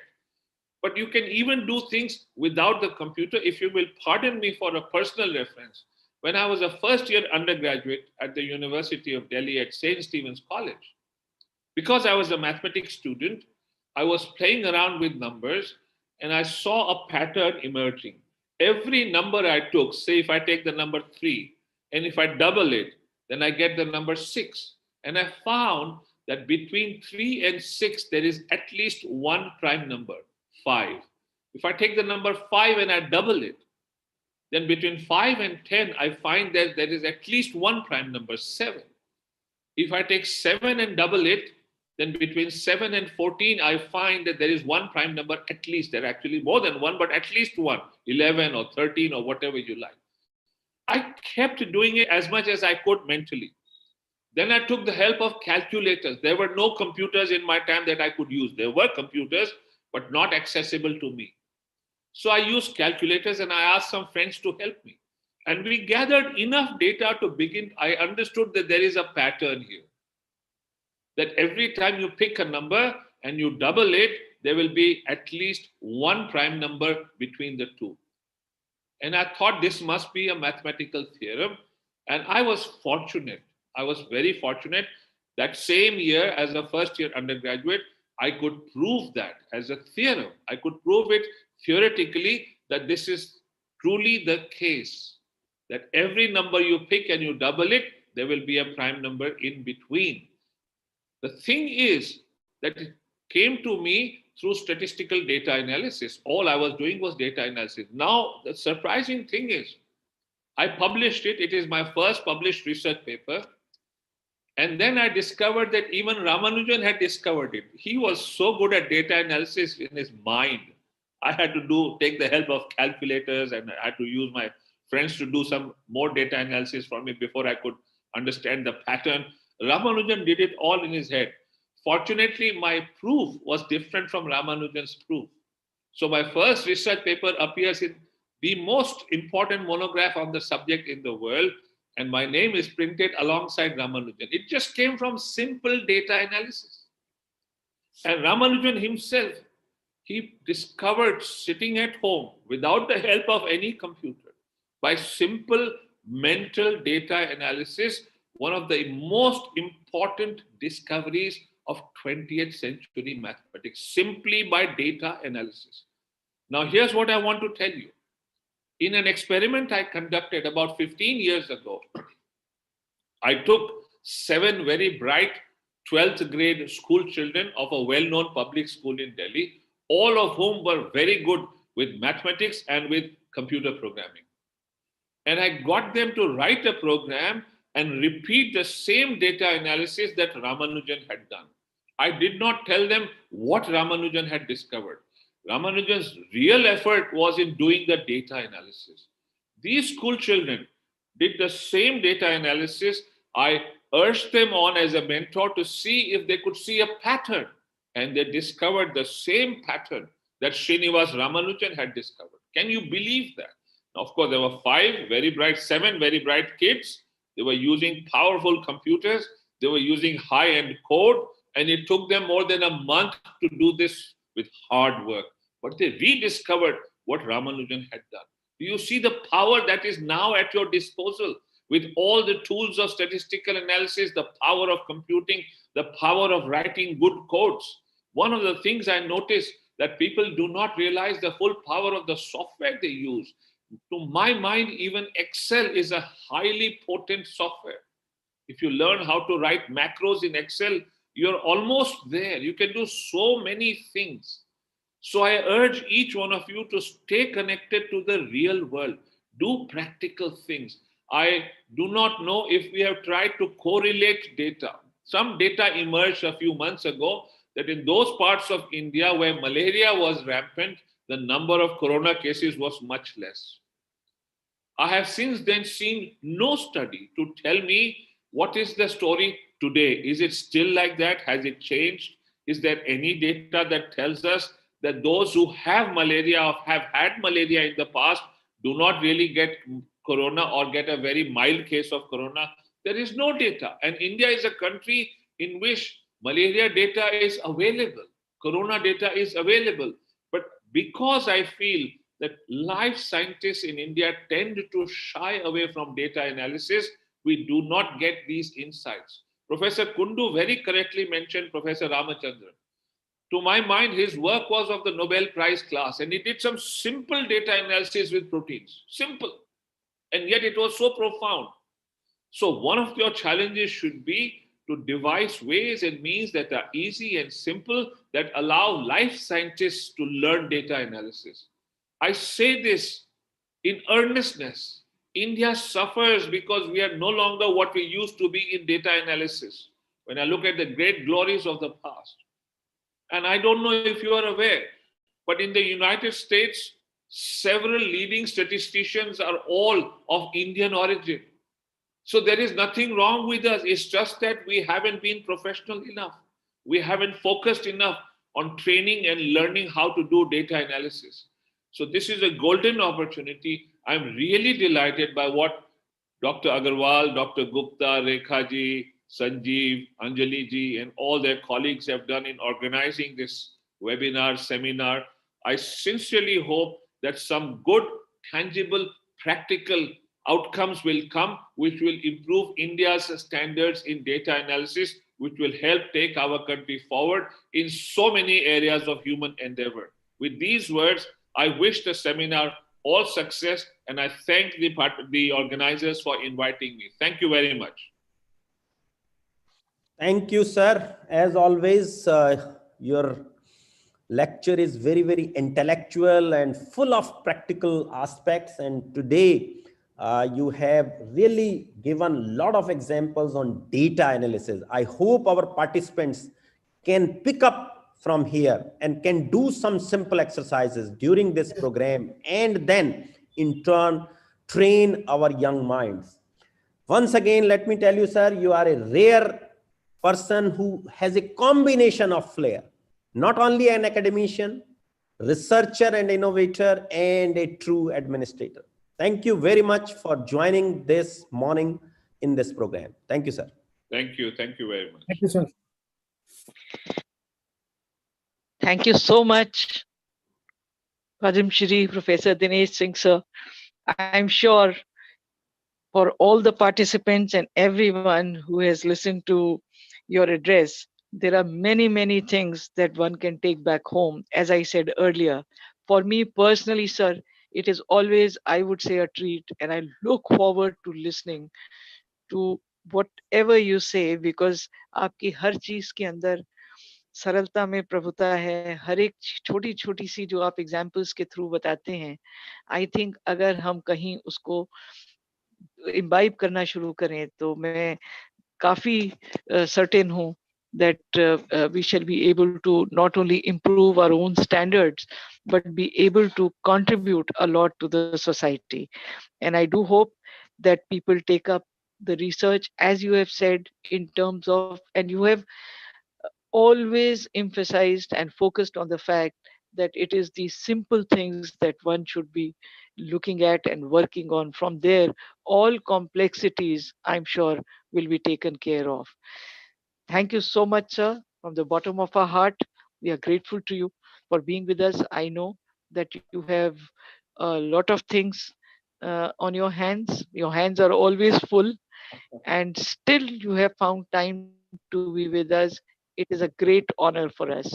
We look forward to always taking advice from you, suggestions from you, and using them not only in our professional lives, but in our personal lives too.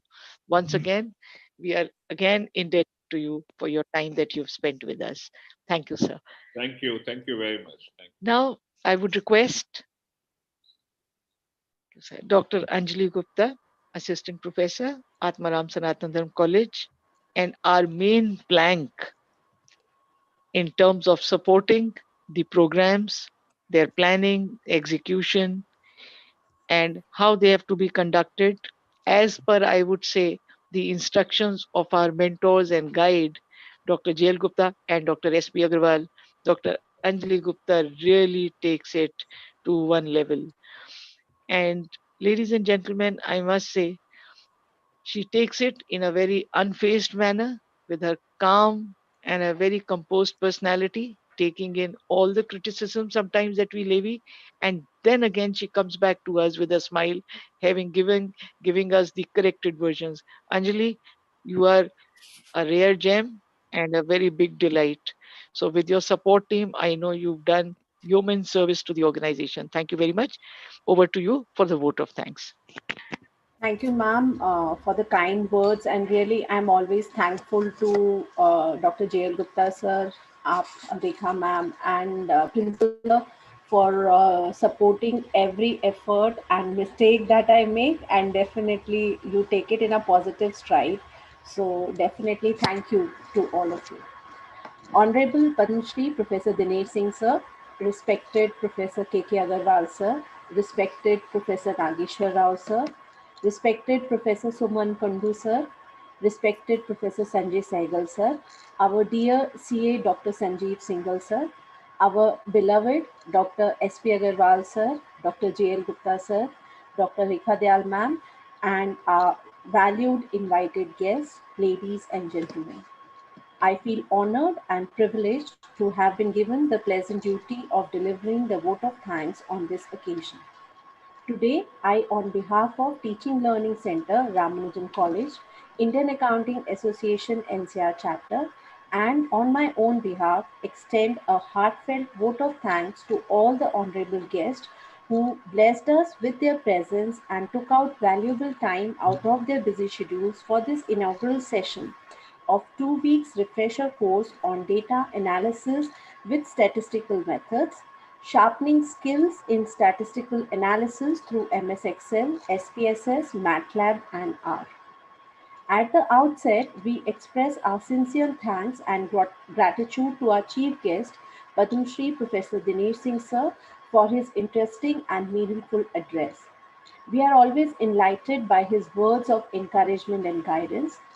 Rekha ma'am has designated and we endorse her point that we always take something from his discourse.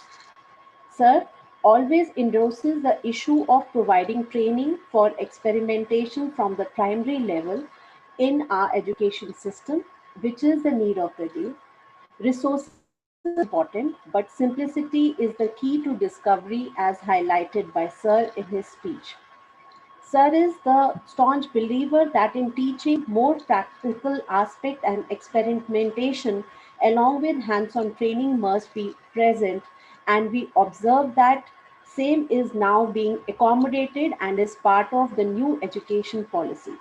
So, sir, we thank you for being academician and administrator who thinks and has a vision for future which is way ahead of its time. And we always see that whatever is your vision, at some point of time, it becomes a part of the policies of the education system, for which we are thankful to you. We want to acknowledge our gratitude to our special guest, Professor K.K. Agarwal, sir, for encouraging us with his humble presence and good wishes. We thank you, sir, for appreciating our effort of collaborative efforts carried out by the TLC Center and different professional bodies like Indian Accounting Association NCR chapter. As pointed out by Sir, we should appreciate the efforts of teaching fraternity to online methods. It was highlighted by Sir that in coming era, the online methods will always be used to complement our face-to-face teaching, for which we must always be well prepared. Statistics, as truly said by Sir, must be taken by the students of all disciplines very seriously, and refinement is required in the statistical sciences by every stream, student of every stream for the day-to-day requirement. Next, I would like to take this opportunity to place on record our heartiest thanks to Professor Nageshwar Rao, sir, for his inspiring words. Sir, in his deliberation, highlighted the quality and authenticity of the research being conducted nowadays. The new tools available to researchers have helped fine-tune the results and interpretations which are being carried out by the researchers nowadays. We also thank Sir for complementing the efforts of TLC Center in this direction. We may like to mention our deep sense of appreciation for Professor Sanjay Singhal, sir. We are grateful to Sir for his contribution and guidance while framing of the program. His best wishes sent for the success of the program are well appreciated by our team, and we look forward to his deliberation in person in our future programs. Further, we are grateful to Professor Suman Kundu, sir, for providing encouragement through his excellent speech. Sir, too, appreciated the collaborative efforts for which we are honored. Simplification of data collection, according to Sir, further increases the statistical significance of data analysis. We also thank Sir for sharing his views of statistical analysis from point of view of academicians of life sciences. I extend my heartiest thanks to CA Dr. Sanjeev Singhal, sir, for his continuous guidance and mentorship. We are grateful to Sir to always bring forth the point of view of the professionals. It is rightly highlighted by Sir that data analysis is important in practical aspects of professionals too, besides the academicians and researchers. I will be failing in my duties if I do not express my humble thanks to Professor C.P. Gupta, sir, our mentor, and Dr. Kuldeep Sharma from University of Mumbai for their valuable guidance and direction from time to time. We would like to acknowledge our gratitude to Dr. S.P. Agarwal, sir, who is the torchbearer of this entire program and endeavor. He is the continuous source of guidance for us. The success of the program is possibly depends on solely on the hardworking leader that Sir is, and he never fails in his duty. Sir has led the TLC Center Ramanujan College and contributed extensively in the direction of online training of the teachers and academicians. He ensures the quality of all the program is excellent, and he closely watches each and every program that is being conducted by TLC Ramanujan College. It was rightly pointed out by Sir that data and its analysis always adds relevance to any explanation or argument. Thus, data analysis training is key to success nowadays. We welcome the idea of Sir about data center for teaching and look forward to its becoming a reality. My heart goes out to thank our beloved Dr. J.L. Gupta, sir, for his stewardship, support, vision, and commitment for every endeavor that we take up as a team at Indian Accounting Association NCR chapter. Sir always goes an extra mile to ensure that we are able to deliver an enriched program for the participants. Dedication and enthusiasm of Sir inspires us all in the team to work harder. He is the life and soul of Indian Accounting Association NCR chapter and this refresher course. Thank you, sir, for always being there for us and always encouraging us to do better. A very special thanks goes to our lovely Dr. Rekha Dayal ma'am, who happily encourages and always is there for us in every aspect of the program that is being carried out. Thank you, ma'am, for always being there for us, especially me. I'm happy to express my thanks to Dr. Anshika Agarwal from Ramanujan College and support team from Indian Accounting Association NCR chapter consisting of Dr. Abha Vadva ma'am, Dr. Pushottam Kumar Arya, Ms. Charu Sari, and who are always there to ensure that the program is being deliberated and delivered in a very successful manner. I would like to place on record our heartiest thanks to TLC staff members, Mr. Akhil, Mr. Prashant, for their perfect logistic support extended to all of us during the entire planning and conduct of this program. Finally, I would like to express my sincere happiness to so many participants who have joined this program from different parts of the country. On behalf of my entire organizing team, I take this opportunity to thank you all for being a part of this 2 weeks refresher course, which is a unique opportunity to learn from the masters. Once again, I wish to state that we all are grateful to all the great dignitaries for gracing this occasion. It was a great honor and pleasure to have their company here. Thank you once again. With this, we come to the end of this session. And thank you, everybody. We will be resuming with the technical session in another 5 minutes at 12 p.m., where the first session is going to be by Professor Bhakkar sir. Thank you, sir. Thank you, Anjali. Thank you very much for nice vote of thanks. And let me thank you for everything, because you are a very good leader. You can lead the whole team. And that is the support we get in organizing these programs. Thank you very much. Thank you, sir. Thank you. Thank you, sir. Namaskar, namaskar. Thank you, sir. Thank you, Come to ma'am. the end. Namaskar. Thank you, Yes. sir. Thank you, ma'am. Rekha, get ready with the press report. Press report, please. Yes, Press sir. ready. We will be. Yes, Sir, we will be doing Sir, it. by afternoon, evening, you will get it, sir. Okay. नहीं evening में तो हमारे साथ आ रहे हो ना उधर university में. अभी sir, I'm going just now, sir. हाँ, प्लीज मेक श्योर. ठीक है. Thank you, sir. Thank you, ma'am. Thank you. Sanjeev ji. Thank you. Sanjeev. Sir, unmute. Sir, mute पे है sir.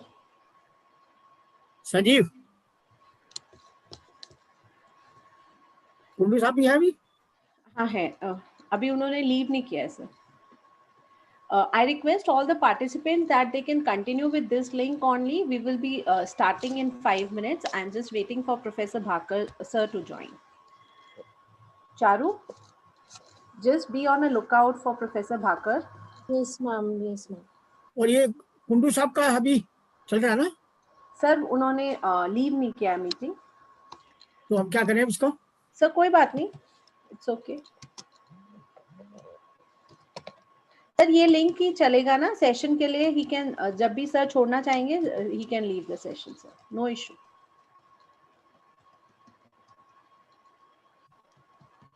सर आप 2 मिनट भाकर सर के लिए रुकना चाहेंगे सर? मैं? जी सर. मैं नमस्ते करके चल पड़ूंगा क्योंकि मेरी यूनिवर्सिटी में कौन मीटिंग है अभी. देखा भी चल रही है. हाँ बस another 5 minutes sir. I'm just waiting for sir to join. Then you can sir leave the meeting. Ma'am attendees में नहीं है अभी सर. हाँ मैंने देखा. We'll wait. I'll just make a call.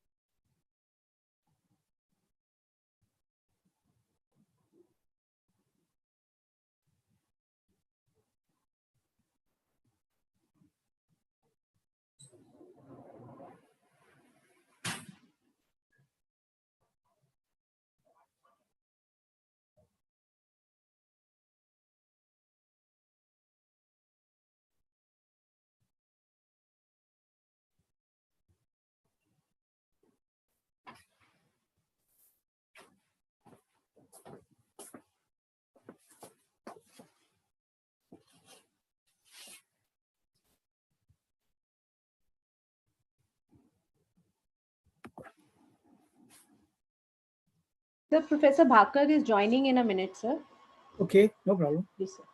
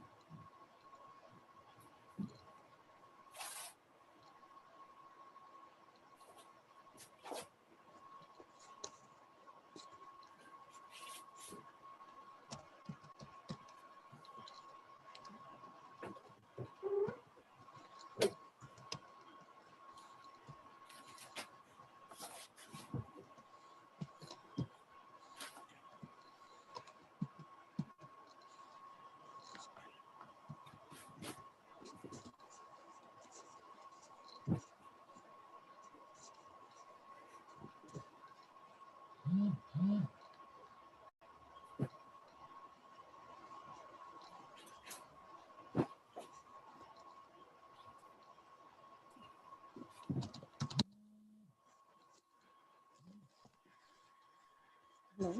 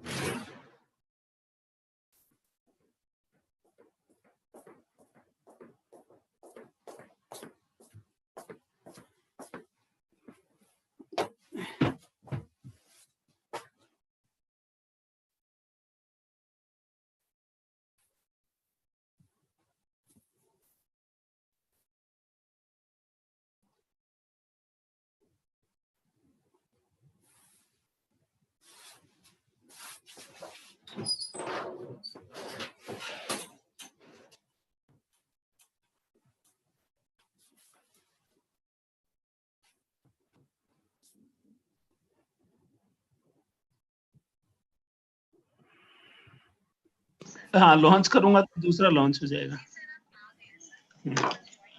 या right okay okay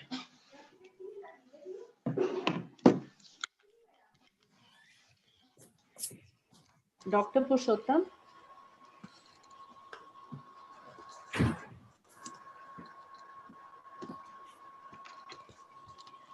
Sir, good afternoon, sir. You can just now switch on your camera, sir. We have made you a co-host, so you'll be able to do it, sir. Okay. All Thank right. you, sir. You're visible and audible, sir. Thank you.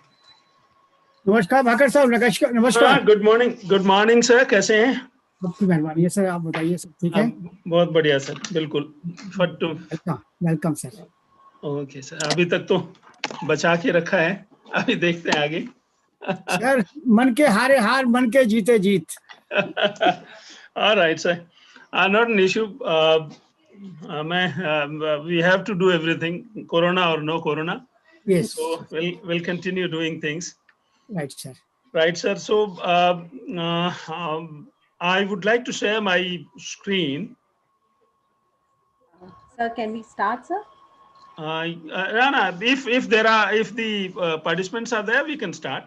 Yes, sir. Participants are already there, sir. We are starting. We can start. Why Yes, not? A very good afternoon to one and all. I welcome you to this first technical session of the 2 weeks refresher course on data analysis with statistical methods. For the first session, we have with us Dr. Sher Singh Bhakar, who is heading the Prestige Institute of Management as director since November 2003. Sir has demonstrated transformational leadership style and has been instrumental in taking the prestige Institute of Management to exceptional heights. The institute is approved as autonomous institute by UGC NAC, accredited in A category. MBA program is NBA accredited and is approved as research center of the affiliating university. Professor Bhakkar is a prolific researcher and has published 28 edited books, 85 research papers in referred journals, and more than 50 cases in Case Center. He is an excellent trainer and has conducted more than 50 research methodology workshops, 25 case writing workshops, and has conducted sessions in very large number of such workshops. Sir is the chief editor of 5 international journals and is special issue editor of 5 Scopus listed journals. Professor Bhakkar has conducted a number of executive training programs for well-known industrial, manufacturing and service organizations. He has received 8 national and international awards for his outstanding contribution to management education, the latest being Truly Global Educator by Global Leadership Awards on February 2nd, 2020 at Hotel Radisson, Gurugram. Sir has also in the past received Rajiv Gandhi Educational Excellence Award by Indian Solidarity Council for outstanding achievement in the field of education in 2013. Sir is the member of Executive Council of Jivaji University, Gwalior, and he also holds senior positions in a number of organizations like Executive President GMA, Vice President QCFAI Gwalior, Chairman ISTD Indore and Gwalior chapters, Director and Industrial Forum Gwalior. Dr. Bhakkar has completed his PhD in management, MBA in operational management, and he is a BE Electronics and Communication along with a diploma in electrical engineering. We welcome you, sir. Very thankful to you, sir, for always accepting our invite to come as a resource person in different workshops and the faculty development programs that we are conducting. And we know, sir, you have a very busy schedule, but you still accommodate our request every time in your schedule, for which we are really thankful. And definitely I really appreciate that, sir, the kind of efforts you put in all your deliberations and the way you share your knowledge with our participants. Looking forward to a much more successful speech and a session by you, sir. Again, thank you, sir. Thank you, Dr. Anjali. Thank you for very elaborately introducing me. Thank you so much. It's a pleasure being part of any program that's organized by Ramanujam College. I've been associated with a number of programs organized by Ramanujam College since last about 5-6 years now. Research, today's topics that I have got are very, very general, so I don't have much to do. I will be just, talking about different things that are assigned to me today. The first topic is variables and the methods, variables and methods. So I'll be talking about, first, we will be talking about variables. And I have accumulated different terms that are used for variables in different conditions.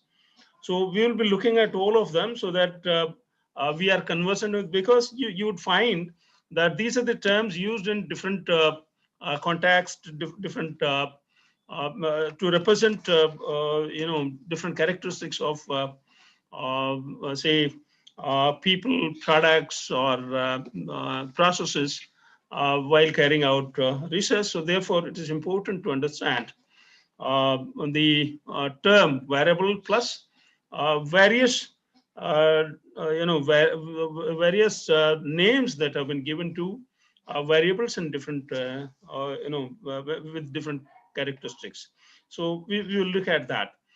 I would like to share my screen to show you different names. Ma'am, can I get the permission to share the screen? Sir, you have the permission, sir. You are one of the co-hosts. You just try. If there's any problem, I'm here, sir. Okay, fine. Thank you.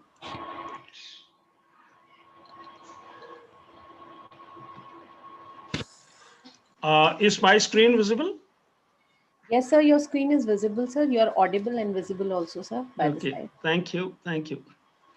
All right. So we will look at first variables, and then in methods, I haven't looked at in detail. What I have tried to do is, how can variables be identified for your research? How do you select? How do you select variables? Excuse me, sir. Sir, I'll just take a minute, sir. You will just try to take up the questions in the chat box, or sir, we keep it at the end for the questions, sir. Sure. At the end, I think that would be better.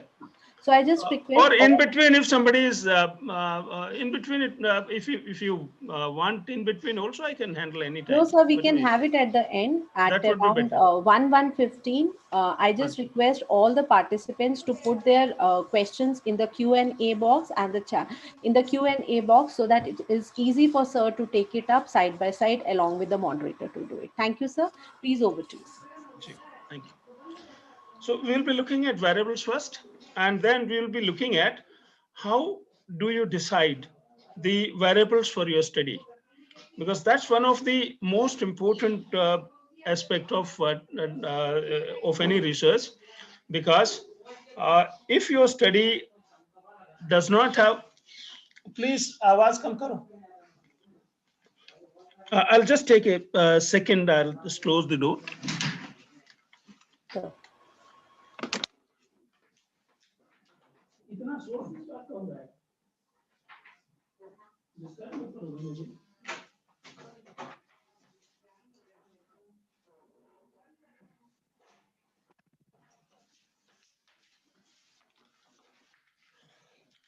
Sorry for the interruption. I'm at home today because we completed a 3 days international work. One was 1 day international or global case competition, and 2 days international conference we just completed yesterday. So today we decided that, okay, since 3 days we were working for long hours, so we had a break today. So I'm at home, and that is why some disturbances were there. It's not an issue, sir. It's with everybody. I have closed the doors. Now there will be no disturbance. Okay, thank you.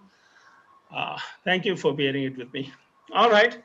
I was just saying that variables, it is absolutely essential to decide what would be the variables of your study, because unless you are taking some new variables that have not been studied in detail, or have not been studied in the context in which you are studying those variables, or you are studying, if you are not studying variable in different environment, and if the environment affects those variables, if you don't have that, that means you have nothing new to add to what is existing knowledge, and therefore good journals would not accept your research. And therefore it is essential to understand how the variables need to be selected for your research, but that would come in the later part of my presentation. In the first part, I will be looking at different names that have been given to variables in different contexts or different conditions. So we will look at all the names so that whenever you find those variables, you are able to understand what is the context in which this variable has been, this name has been used. And you can also use appropriate names in your research. All right, variable is a measured characteristics that can assume different values that we understand, because variable is something that varies. Any characteristics of your study, that part of your study, that you may be studying human beings, you may be studying products, you may be studying processes, So any characteristics of a human being, a product, or a process that varies is called variable. A measure that has only one value is called constant. So any variable, any characteristic that does not change for your research purpose is called a constant. A variable can be defined as an attribute of a person that I've talked about. Variability in data is essential for any statistical tool to be applied. If there is no variability, no statistical tool can be applied. And all the inferential statistical tools require either standard deviation to be computed or any equivalent measure to be computed, and that can only be done when there is a variability in the data. If the data does not have variability, no statistical tests can be applied. So it is essential. That means variable is essential for any statistical test to be applied. And thus, without variable, we cannot carry out, if we can't carry out statistical tests, we can't carry out major research work.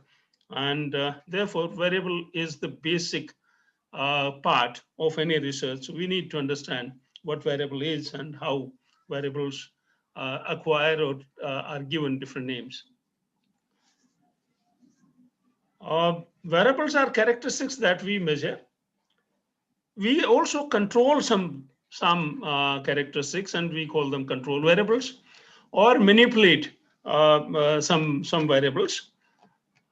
So the variables can be either we can only measure, can control it so that it doesn't vary during the research work, or we can vary it as per our requirements, specifically in the experimental studies, that we are able to vary or change the values of the variable as per our need.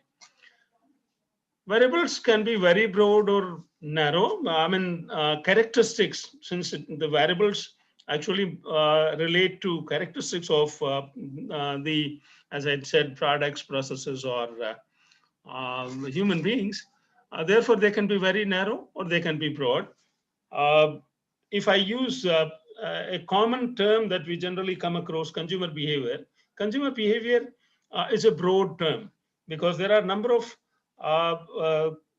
concepts related to behavior. There are a number of variables that affect consumer behavior, and consumer behavior encompasses a number of areas, and therefore it is called a broad variable.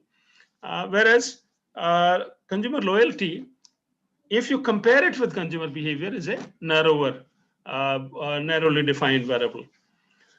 Some variables cannot be observed directly and have to be measured indirectly, like attitude, motivation, satisfaction, etc. And therefore, it is essential that these variables have a operational definition before you actually try and measure them. That means while carrying out your research, in your introduction part, you need to bring out the operational definition that you'll be using for these variables. Unless you use that operational definition, then the variability of the variable cannot be put in the right perspective, because if you not defined it, then it can vary in any way, and therefore it will not be right.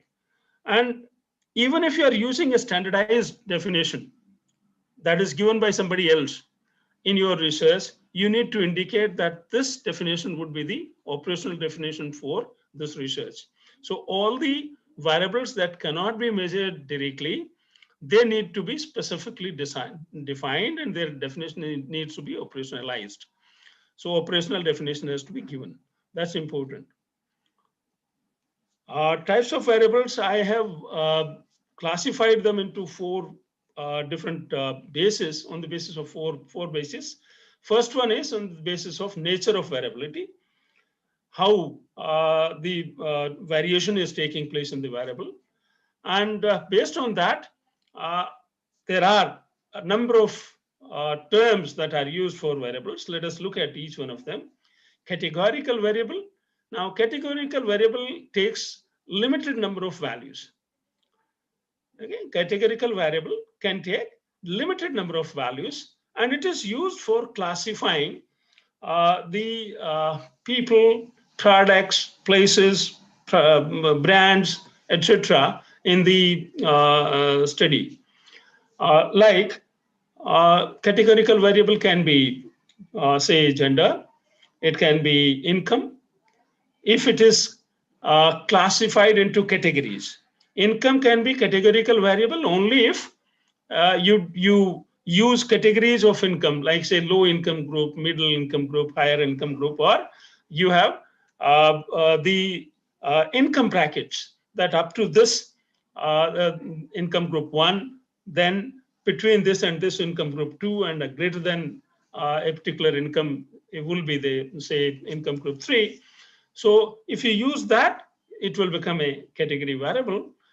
Education can be a category variable if you again use categories like 10th or 12th schooling, graduation, post-graduation, PhD.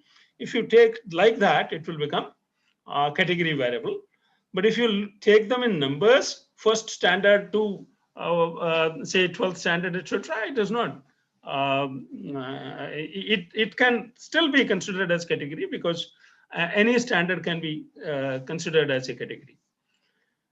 The second name given to similar to category variable will be attribute variable, and this is actually a variable that cannot be manipulated in case of design experiments. So whenever you are carrying out design experiments, and the variable that is not manipulated is called attribute variable. And again, this is another name given to a category variable. In softwares, when you use software, a category variable is given name as attribute variable. And therefore, it is essential to understand that attribute variable is nothing but a category variable, which is given, which is termed as attribute variable in statistical softwares. Nominal variable. Now, nominal is a type of data resulting from nominal scale, and it is used for, again, identifying groups or a group of people. It is used for, again, classifying. In research, it is used for classifying, like, say, brands. Different brands can be used as nominal variables. You can use gender as a nominal variable. You can use, again, age if it is used in categories. If you use income as categories, again, that can be used as a nominal variable. Nominal variable does not, it cannot, you can't carry out any arithmetic or mathematical operations on nominal variable. You can only use it for classifying the groups, so, or grouping different, say, respondents into different groups. And generally, in research, we use nominal variables for grouping respondents into different groups. Next is a grouping variable. Again, a grouping variable is similar to nominal variable. It is used for sorting data into different categories or groups. So grouping variable is, again, and all the names that I use for nominal variable can also be used for grouping variable. So that means nominal variable and a grouping variable, you know, they may not be, I mean, they are used interchangeably.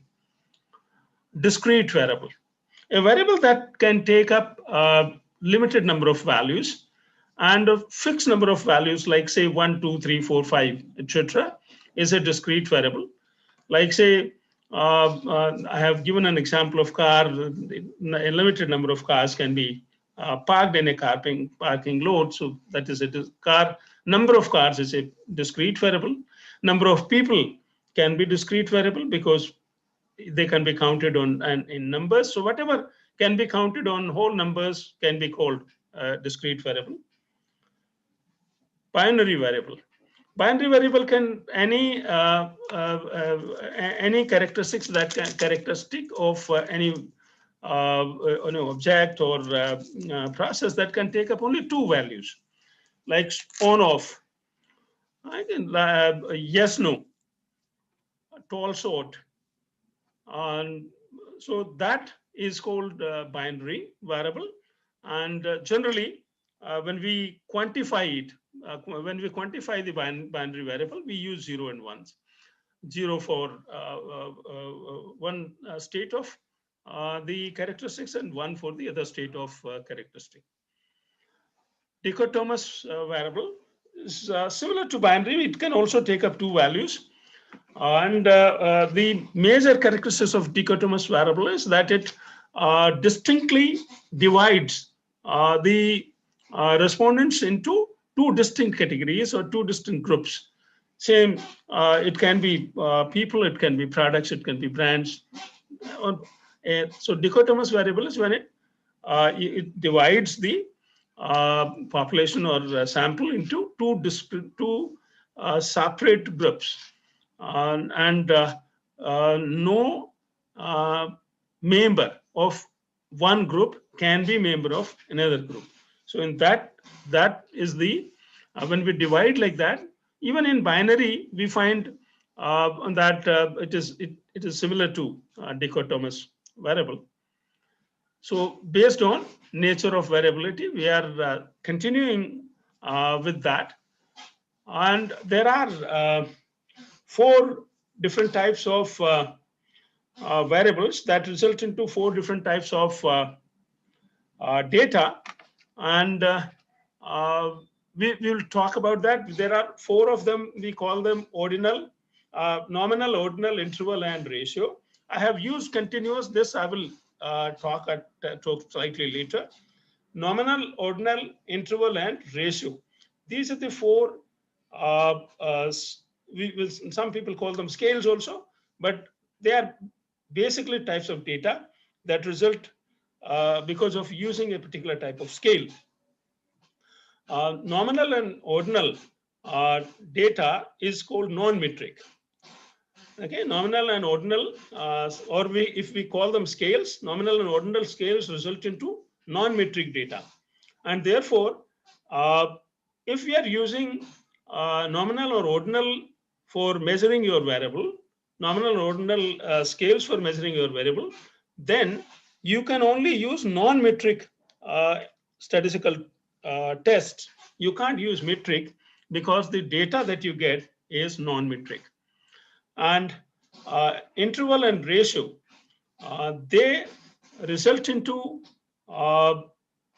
data. Now, see, interval scale is similar to continuous. That means the data that you get is type of continuous data, though not purely continuous, because you have limited number of values on interval scale also, like say 1 to 5, 1 to 7, 1 to 10. And a variable can take up, or the respondent can only select those values like say 1, 2, 3, 4, or 5, and cannot select a value between 0 and 1, 1 and 2, 2 and 3, and so on. So an interval scale that is is considered equivalent to a continuous scale, though not purely continuous, but the data that results from interval scale is classified into metric data. And ratio variables or ratio scale is similar to interval, and ratio variable, the difference between ratio and interval is that there is a meaningful starting point, or we call it base 0. That is the only difference between interval and ratio, and otherwise both are classified under metric. That means they result into interval variable, ratio variable result into interval or ratio data, which is classified as metric. So metric data and non-metric data, it is essential to understand these two. If your scale gives you non-metric data, you can only use non-metric, non-parametric statistical tools. And if it results into metric data, you can use parametric statistical tools. Now, this is the second grouping, that is based on relationship the variables have with other variables. First one is independent variable. I have used a variable that is not affected by any other variable in this study and is allowed to vary independently of the other variables, or whatever it is allowed to vary independent of what the researcher does. And it is, if you're using any plotting, generally independent variable is plotted on x-axis. So independent variable is one that affects others. If I use an example for independent variable, see any study in which you would use, whenever you are using a relationship between variables, and generally the causal relationship, that means cause and effect relationship, then only you will classify the variable as independent and dependent.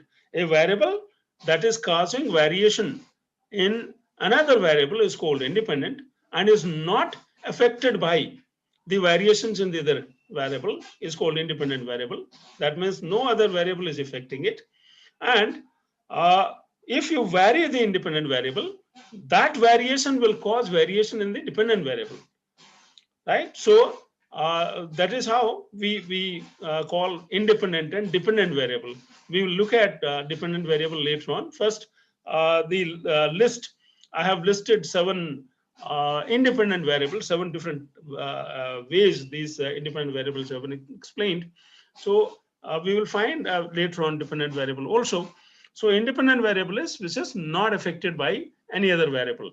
That means there is no, if you look at a diagrammatic view or a model, you would find that independent variable does not have any incoming arrows.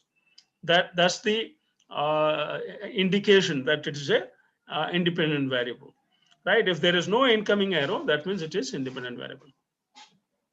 Next is treatment variable. Now, whenever you are carrying out experimental studies, the independent variable is called treatment variable. Okay, this is another name given for treatment variable, but this is only used when you are carrying out experimental studies and not in non-experimental regression studies. In non-experimental regression studies, it is called independent variable only. Predictor variable.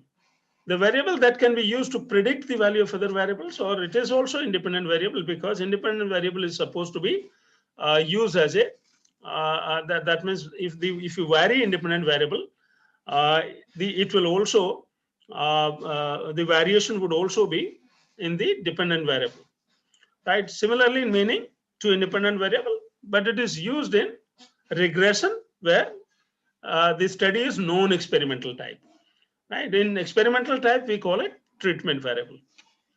Manipulated variable, the variable that is varied by the researcher. See, independent variable is where we call it independent because it varies independently. That means the researcher does not control it, or the researcher does not vary it, right? And so a variable that is controlled by the researcher, that means that is varied by the researcher. Control is a technical term which we will be talking about later, so we should not be using that. The variable that is varied by the researcher as per the requirements of the study, and it is independent variable, is called manipulated variable, and it is used in case of experimental studies. Manipulated variable is this term is used in experimental studies. Explanatory variable, a type of independent variable when variable is independent and it is not affected at all by any other variable, is called independent explanatory variable. Then it affects the other variables and it is not affected by the other variables. So it is similar to independent variable. Active variable, a variable that is manipulated by the researcher That means an independent variable that is, or a variable that is controlled, that is varied by the researcher. Okay, there are two participants who have raised their hands. Yes, please, you can, if they are unmuted, they can talk.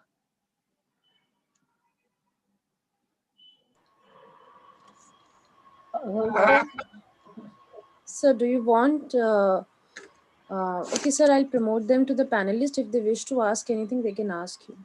Yeah, if they can, if they feel that they have to ask, I have no problem. Pratha Sarthi V and Mr. PC, sir, आपको कुछ पूछना है? If you wish to ask anything, you can ask sir directly. You can unmute yourself and ask sir the question directly. And also, one request I want to make that people must join using their name to the session so that it is easy for us to track. Charu, am I audible? Sir, I think they don't have a question. I will move on.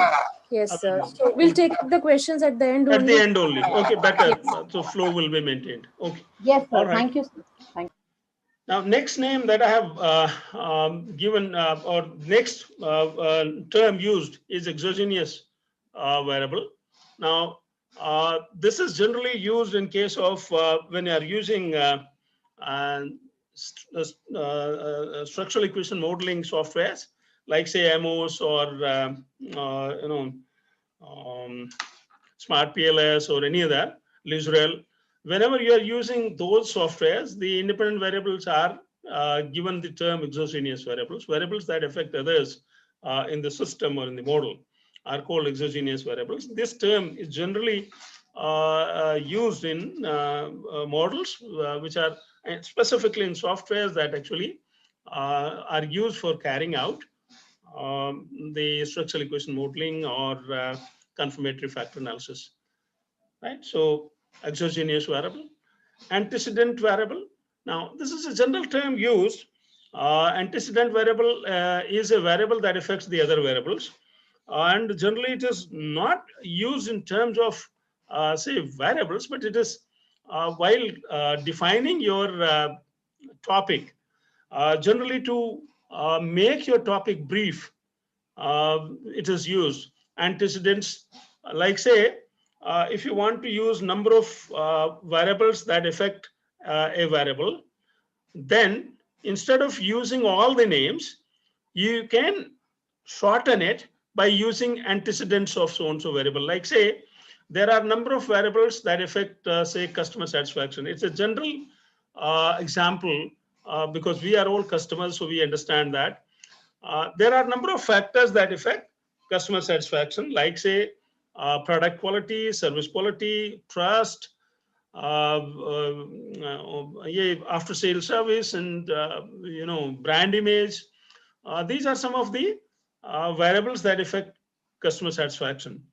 Now, instead of using names of all these variables, that is, say, product quality, process quality, the service quality, trust and brand image effect, or the effect of these variables on customer satisfaction. Instead of using all that, you can use antecedents to customer satisfaction or antecedent variables to customer satisfaction. So that actually suffices, so your topic becomes briefer. Similarly, there's another name used that is for dependent variables, manifestations. I don't remember whether I have included it. So when I come to the dependent variables, I'll be talking about that. Based on relationship, this is the dependent side variables. The first name that I have used is dependent variable. The outcome of an experiment as you change the independent variable, when you vary, or if you allow the independent variable to vary on its own, or you vary it in case of, say, experiment, you can measure the variation in the in the other variables, and if there is a relationship between them, the other variable that gets affected by the variation in the independent variable is called dependent variable. And if you look at the models or graphical view, you will find wherever in any model, if there is any variable that has incoming arrows, any variable that has incoming arrows is termed as dependent variable.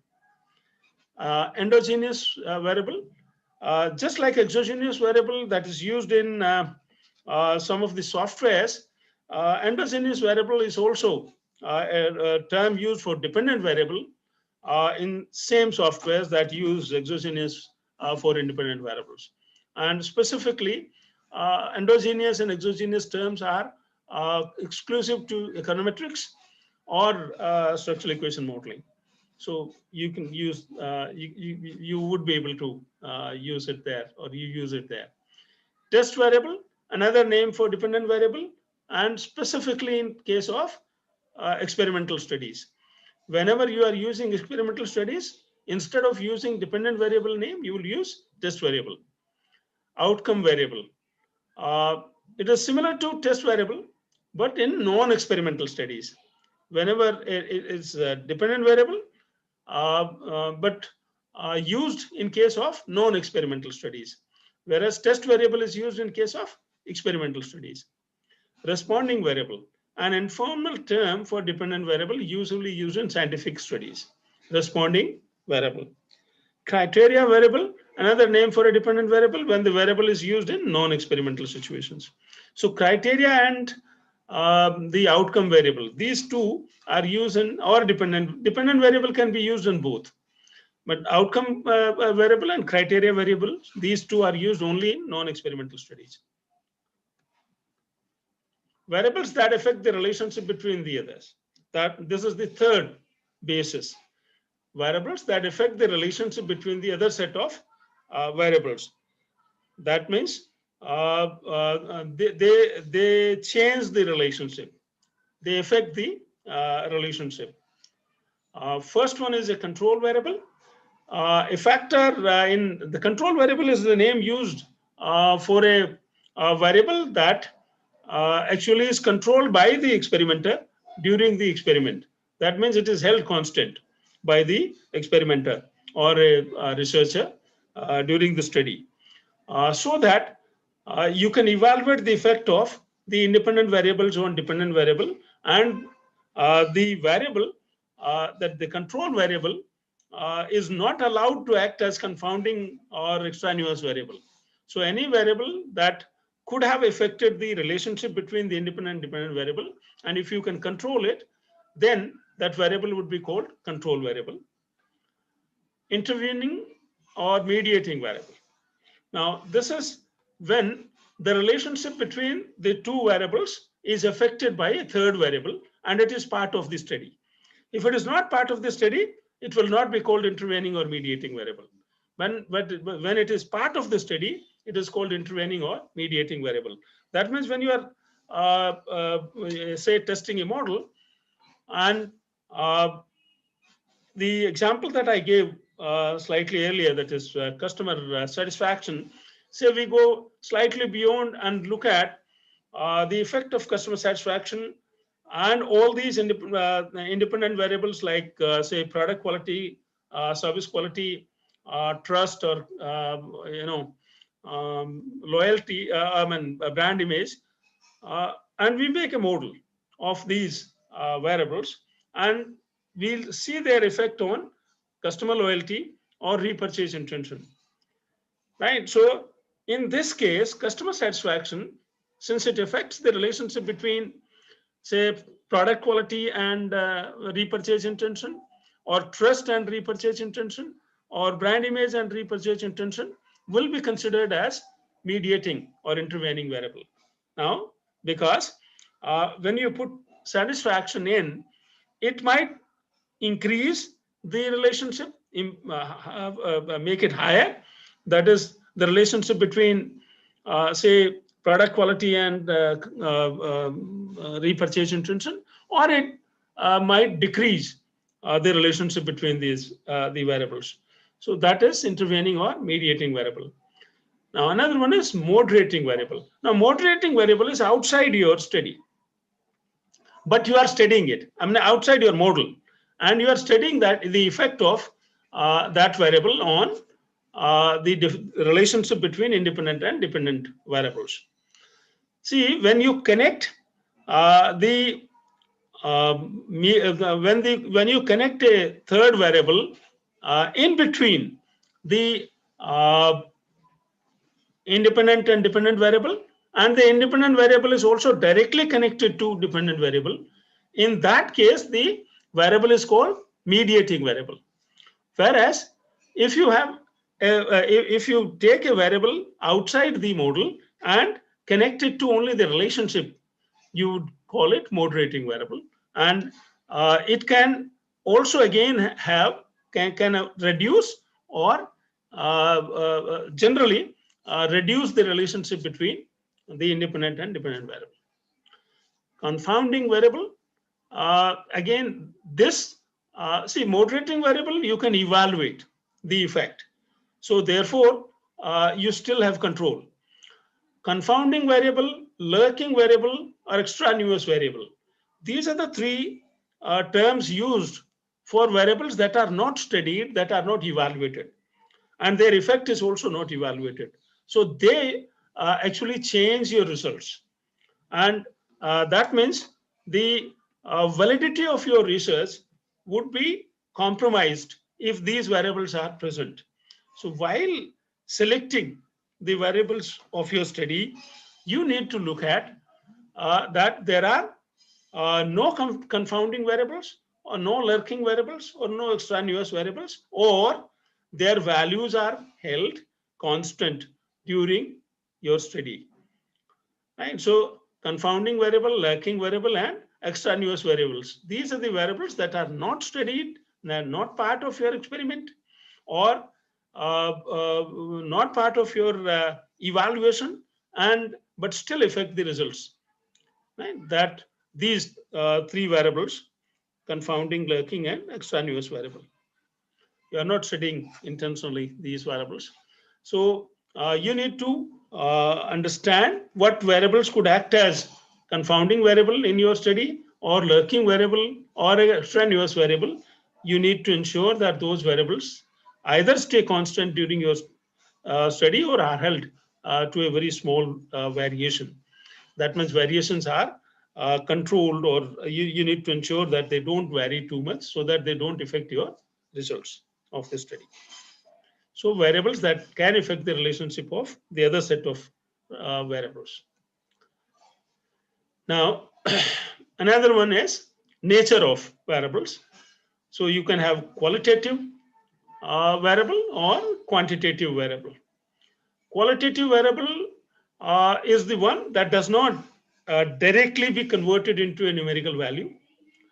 And it can, like say, text. Suppose if if you collect data in the actual wordings of the respondent, now that cannot be converted into any numerical value, and proper numerical value, and therefore would be called qualitative variable. So qualitative variable is one that cannot be directly quantified. Though nominal and ordinal variables can be quantified using scales. So you can't actually say that they cannot be quantified. But then variables like text, etc., or any verbatim statements made by the respondents, since that cannot be quantified, it is called qualitative variable. Quantitative variable is a variable that can take up different values, and it can be measured. Those values can be measured, is called quantitative variable. And a continuous variable, discrete variable, ratio variable, these are all the different types of quantitative variables. Random variable are associated with random processes and give numbers to outcomes of random events. In fact, a random variable can be used for identifying even respondents. Like say, you use computers to generate random numbers, and you have say respondents serial wise or given serial numbers, and then you can match the serial number of the respondent and the number that is generated by the computer as a random number. And so a random variable can be used for selecting the respondents in a random for a random sampling in a random sampling technique. Dummy variables.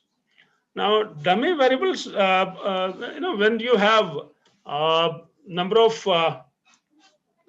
classes, or you have say like you're using a ordinal scale, and you want to convert it into a say a scale that has only ones and zeros, say binary. So dummy variables are used for converting a number of values into two, right?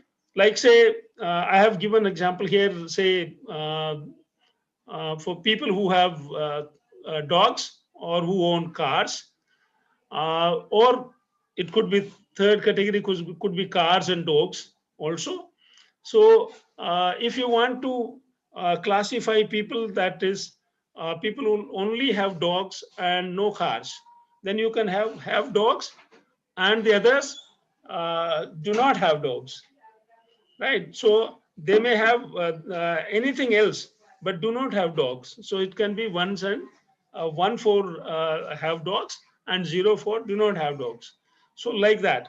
So presence and absence of any event or any value can be used for classifying where there are number of values. Like say, if you're looking at say educational qualification, and you want to evaluate the difference between people who are highly educated, like say postgraduates and above, and all others, then you can classify, you may have values when you collect data, that matriculates, 10+2 degree holders, postgraduates, and PhD holders. Now, if you link, say, postgraduates and above, one side, and all others one side. So postgraduates and above would get, say, 1, and all others 0. So this is converting a existing variable into a dummy variable. Generally, it is used for converting, classifying variables into binary so that they can be used for regression. Dummy variables can be used for regression. Classifying variables cannot be used for regression purposes. Now, these are some more variables used in different conditions. Study variable can mean any variable used in the study, but does not have more formal definition when used in clinical trial. Indicator variable is a variable that is directly measured.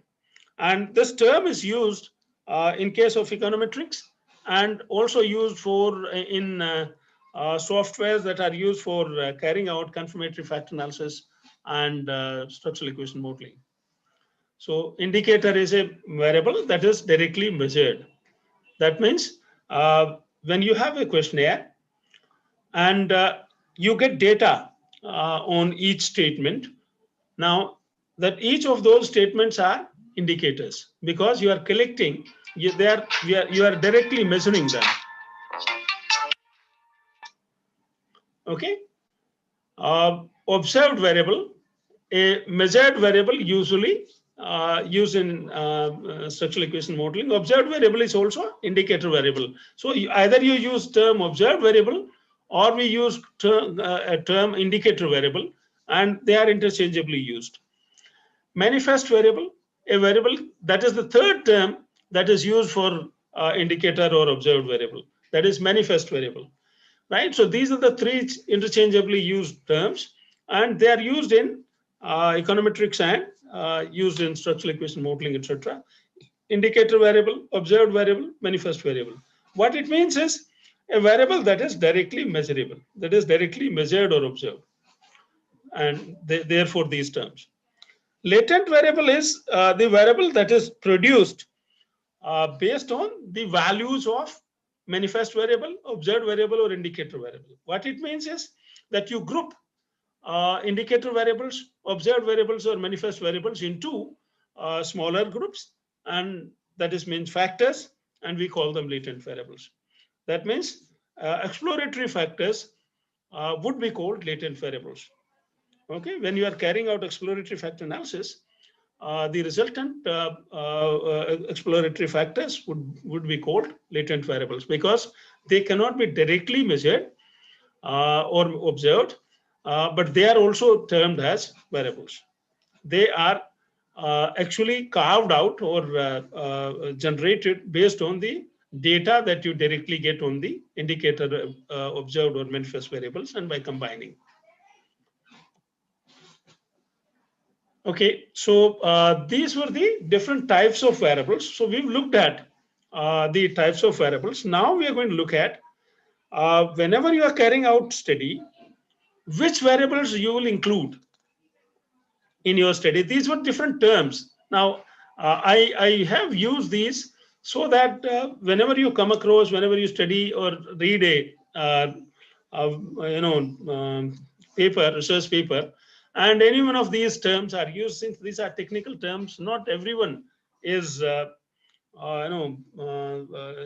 is aware of, and you might just may not understand some of these terms in the way they have been used. So for, it is now, once you have gone through this, I'm sure it will facilitate in understanding the research papers properly when these terms are used. Now we will look at, now the second part is a slightly different presentation, or a different we are going to look at in different ways. Whenever you want to carry out a research, and you're trying to identify the variables that would be part of your study. Now, how should you do that? Any good journal, refereed good journal in the world, would require that there is some novelty in your paper. That means you must find out something that hasn't been found out by others. Now, if you are able to include a variable in your study that has not been studied in depth in a larger number of studies, your study is or your research paper is more likely to be accepted. Because the first characteristic that any good journal evaluates in a research paper is it contributing to the existing knowledge? And that would be indicated whether you are using any variable that has not been studied earlier, or it has not been studied in the context in which your research is studying that variable. And as I said in the beginning also, it could be also environment, that is social, political, economic environment, or culture. Now, they can also have effect on the variables, but only when these culture or the environment has effect on the variables, the variable would be considered as studied in a different context, otherwise not. So you need to be very careful while saying that since you've studied this variable in, say, a growing economy, or a economy that is not advanced economy, or there's something that has already been studied in developed economies, and you are studying it in developing economies. So will the environment that exists in a developing economy, maybe economic environment, or cultural or any other environment, will that be different? And will that difference make a difference in the study? If that does, then you carrying out research using the variables that have been studied by somebody else would make sense. Otherwise not. So we will be looking at how to ensure that your study would get or would bring something new for the new on the platform, that is knowledge platform. Okay, so we'll bring something new to the knowledge platform. So let's see how you will study the or how will you identify the variables for your study, or what are the basis for identifying variables of your study. One is literature review, and we will be looking at what portion or what areas of others research paper you should see for identifying variables for your study. The second is, if you are not able to identify variable based on literature review, you can carry out exploratory study, like say, exploratory study can be done using quantitative or qualitative. So exploratory study using qualitative methods would or can result into identification of variables for study and observation of the process. That means maybe that some people or other researchers have not been able to evaluate a particular phenomena in a process that you may be able to, when you observe, are able to identify, and so use that as a variable. So we'll be looking at these three specifically: literature review in detail and exploratory study also to a certain extent. So let's look at how literature review can identify or can help you identify variables. Now, search literature for specific relationships. Now, you identify the area in which you would like to carry out research. Since that area would be the area that you specialize in, because it will be always better if you restrict yourself in carrying out research in area of your expertise, because otherwise there will be a number of things that you would create and that you would not be able to do because you are not expert in that area. So because based on your knowledge, you will be able to identify what area you would like to study for your research. Now, once you have identified that area, that means you would also be able to, more or less, you'll be able to chalk out the variables that would be there in your study. That is 5, 6, 7, 8 variables. You can identify that these are the variables that more or less define this area of my interest. Now, out of that, you need to identify the variables that have not been studied much. So that means you have specific relationships in mind before going for search in literature. And then you can look at how many researchers or how many papers actually include the relationship that you want to study.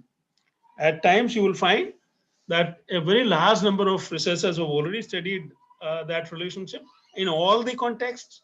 So there'll be no point in studying anything that has been studied by a large number of people in all the contexts, and you are not able to identify any new context or any new use of the variables. So therefore, you need to drop such variables or include in a larger model wherein you can identify.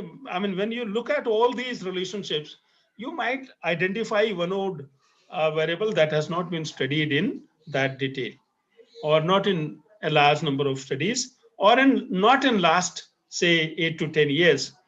In a dynamic environment like today, even if a variable has been studied 4 or 5 years back and has not been studied in current environment, you can carry out a study. In fact, Corona has given that advantage to all the researchers, that any research that was carried out in an environment that was not infested by corona, 19,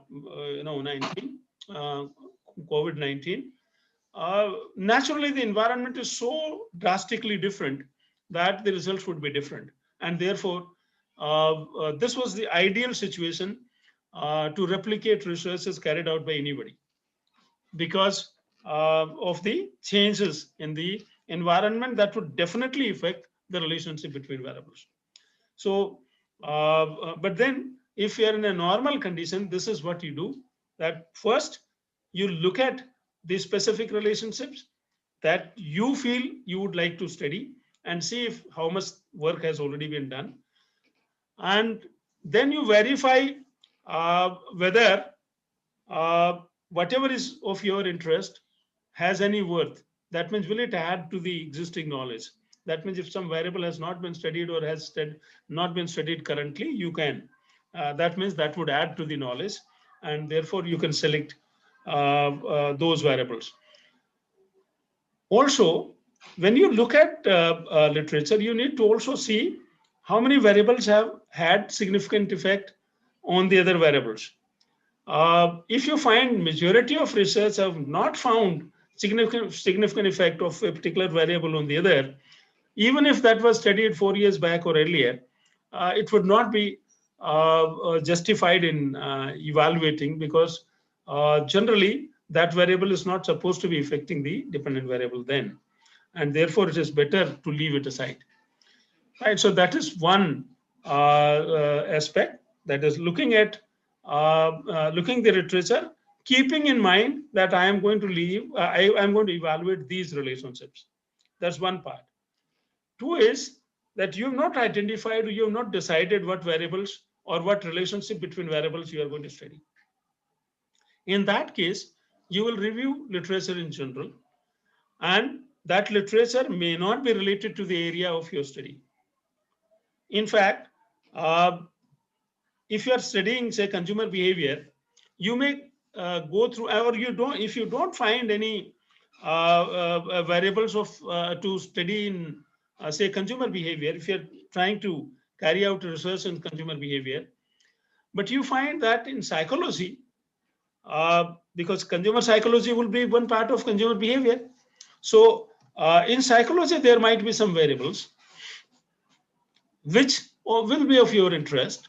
So you can select those variables from psychology and use it in consumer behavior studies. Now, this variable may be a new one, may not have been studied by the other researchers. So this will contribute to new knowledge, and your research study will be novel and definitely would be published by good journals. Where do you find in general literature when you are looking at? So what are the areas that you look at? One is study design. The second is discussion of results. And there's one more. These are the two. Study design and discussion of results. Now, in study design, you need to look at what assumptions have been made about the subjects and population. If there are all the studies that you find that there are some assumptions that have been made about subjects, means respondents, and or the population, so you can actually remove those assumptions and carry out a research. Now your research would be different. So if there are a larger number of people have used assumptions on respondents and population, you can probably carry out research without those assumptions. And if you do that, your research would be novel. Selection of subjects for study. How these subjects have been selected for study. And if you find that there can be a novel method of identifying respondents, a specific type of respondents, and you want to, and those types of respondents have not been separately evaluated, you can also do that. Like say if you're carrying out research on, say, teachers, right? So you find that major researches have been carried out on full-time teachers. And hardly any research has been done on contractual or ad hoc teachers separately. They are included in full-time, whereas this is a different class. So maybe that since study has not been done on that, instead of carrying out a study on all the teachers, you may select one of these classes, ad hoc teachers or contractual teachers, and carry out a study on them.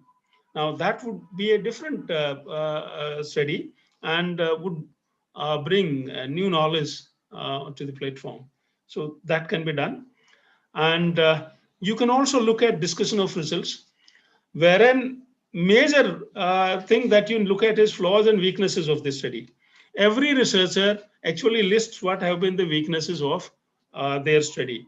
Look at those weaknesses and see if any of those weaknesses can be removed.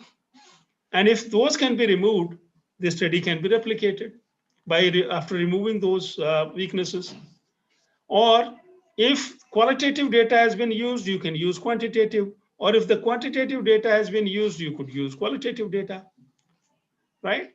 Also, if the study gives qualitative data, now that qualitative data at times is given in conclusion. The researcher, when while justifying his results, which are different from the others, might use some qualitative data as basis that this is the reason why the results are different. Now, if you can remove those conditions, right, so and then carry out a study, maybe the results would be different. So these are the ways you can select different variables for your study so that your variables or your study is considered as different.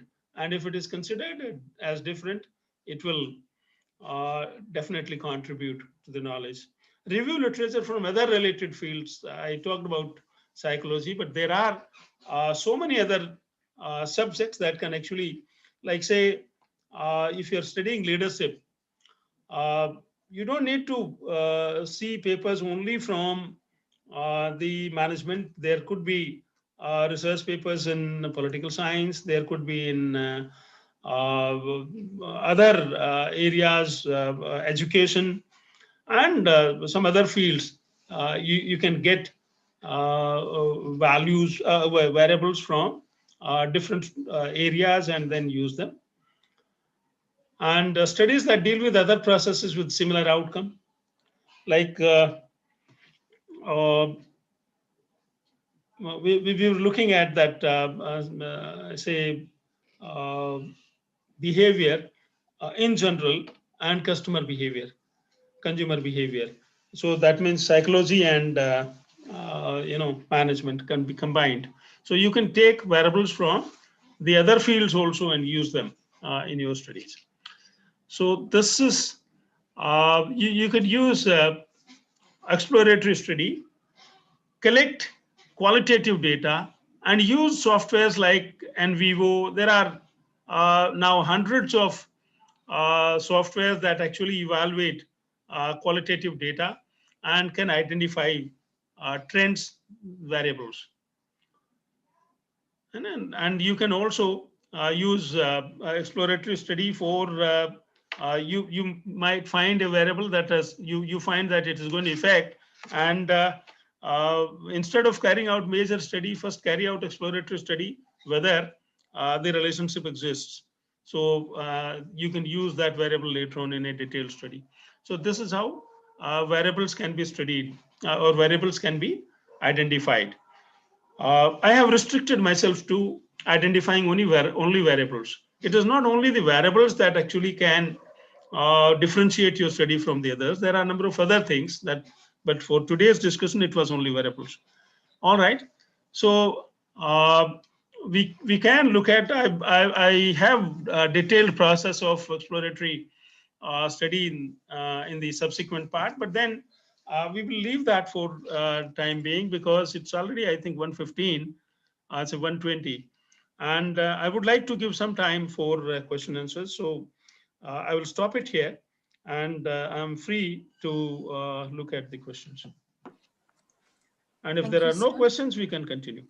Thank you, sir. There are a couple of questions which I can see in question and answer box. Perfect.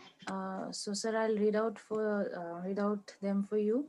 Hmm. So there is a question which has been repeated like 1 or 2 times, that what is the difference between manipulated variable and active variable? Okay. Manipulated variable and active variable. Now, active variable is the one, they are similar, because active variable is one that is varied by the researcher, controlled by the researcher during the experiment.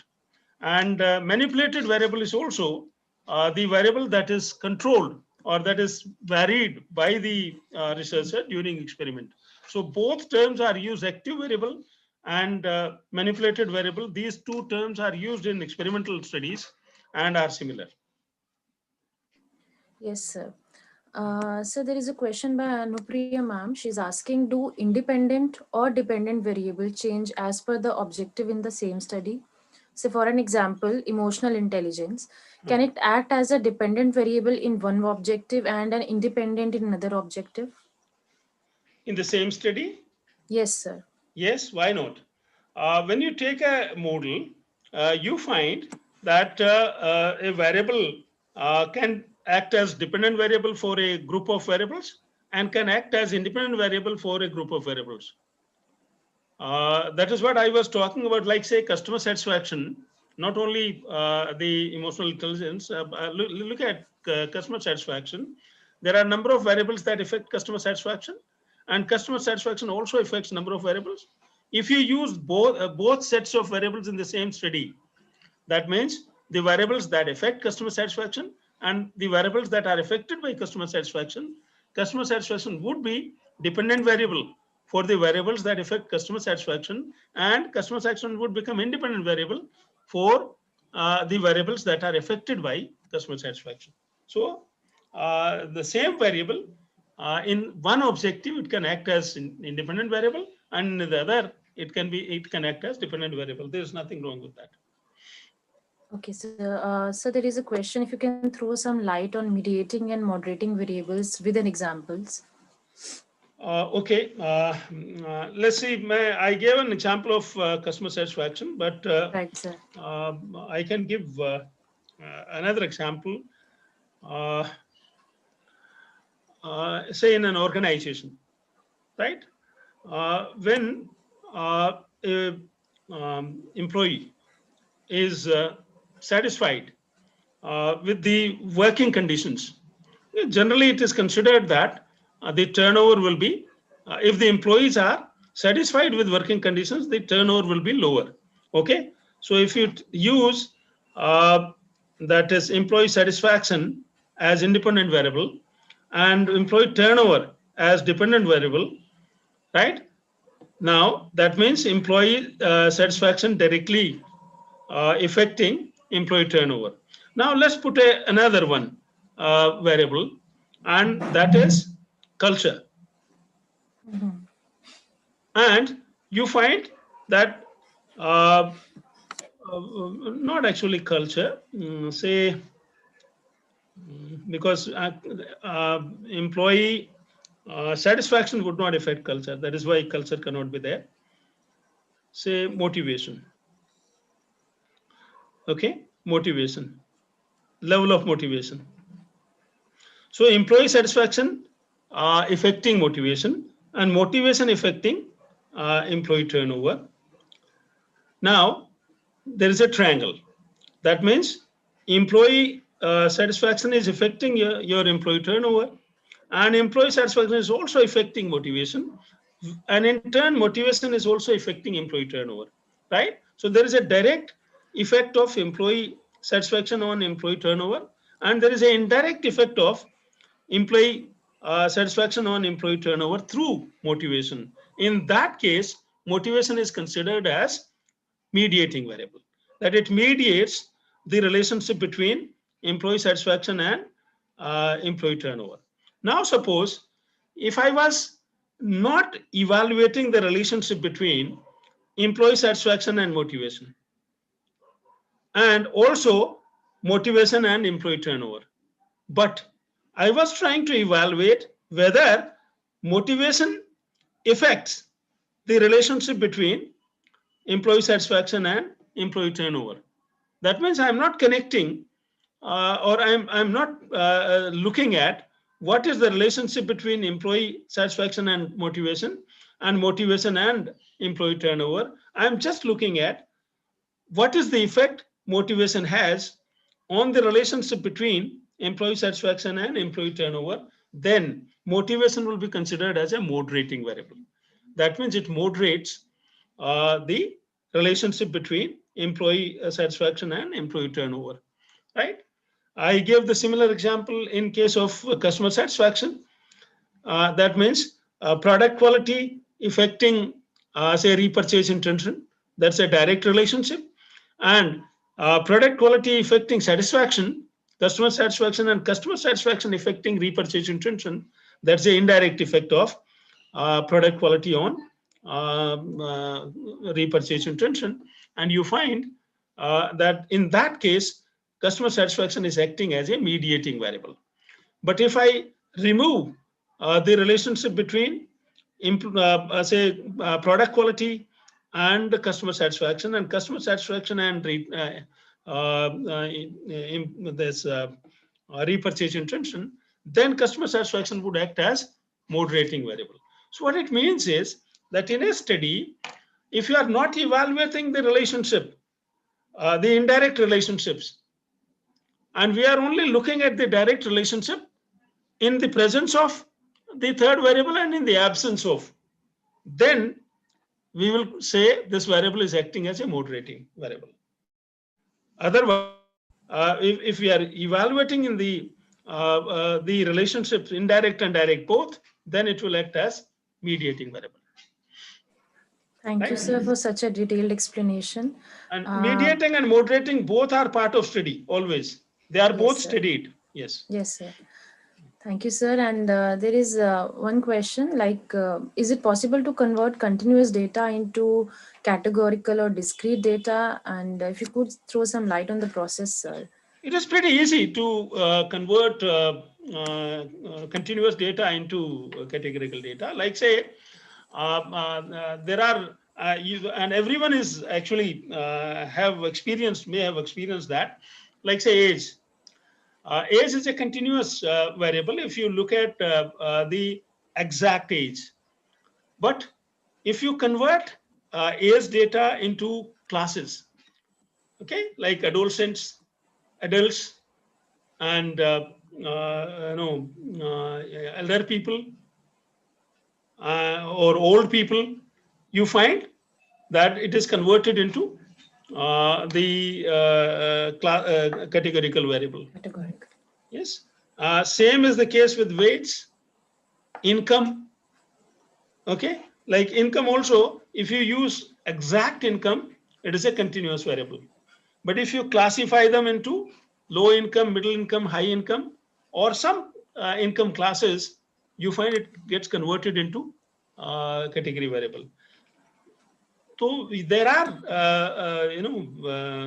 simple ways of converting the continuous variables into category variables, but the reverse is not possible. You can't convert a category variable into a continuous variable. That's not possible. Okay, sir. And there is a request, if you can suggest some good book or reference paper on these, then the participants can refer to. What I have collected from number of sources. So there is no, I did not find anywhere all these names. Like say, whatever names I have used, I talked about that these are used in structural equation modeling or econometrics. So I have taken those names from my experience with the econometrics and structural equation modeling. but they are used in books. If you look at any book of structural equation modeling, you will find all these variables. If you look at any book on econometrics, you find all these variables. But in a normal book on research methodology, you would find other than the variables that are used in structural equation modeling and econometrics, you will find all others. All other variables you can find in any book on research methodology. Only the variables that are specifically used in econometrics and structural equation modeling, they for those variables you need to look at those books. So there you can do that. Research methodology book, if you look at, there are a number of good books. There are some specific books for specific areas like marketing. Malhotra's book is good. For general, I have seen Zygmunt is a good book. Zygmunt is, I think, really, and Eastern publication is there. Asian publication is there. That's very pretty cheap. I think less than $10. So it can, you can buy that. Zygmunt is a good book. And majority of libraries would have it because it's a very common book that's used. There are a number of classic books also, but they have become slightly old now. So I don't recommend that you should go through that. But for current research, it is better to go through a book that is current. And large number of books now have portions on how to use software for analysis. So it is always better to use those books because that also guide you how to use, how to carry out data analysis using software. Ji, sir. Thank you, sir. Sir, there is one last question. If relationship is not strongly being explained by the literature, so can a collective data, qualitative data can be collected to explain the relationships? Yes, yes, that is what I was pointing out when I was saying exploratory study. If you find that majority of studies have not found, say, relationship, strong relationship, but you believe that conceptually the two variables should be related. Okay, conceptually these two should be related. So you can carry out, or maybe that the studies have been carried out in using population or samples that were such that the variation was not there, and or variation in one or the other variable was not there, and therefore the relationship was not found. But in, say, conditions in which you are carrying out research are different, and it is possible that the variation will be high in both the variables, and the relationship would also be, and conceptually they are supposed to be related, then there's no harm in going for say, exploratory study to find out whether there is a relationship. And if you find in exploratory study, if you and you can use qualitative tools for that, and once you find the relationship, you can go for a detailed study. Ji, thank you very much, sir. Thank you so much for explaining the concept of variables and especially how it can be used in research. And you have been explaining it, how to explain them and use them in the writing research papers, and how to take them out from review of literature. It has been very useful, sir. And looking forward for the next session with you again, sir, at 2 p.m. Yeah, sure. So, thank you, sir. And participants, you are requested to join back. This is the same link that will work for the next session again with the sir. Thank you. Thank you.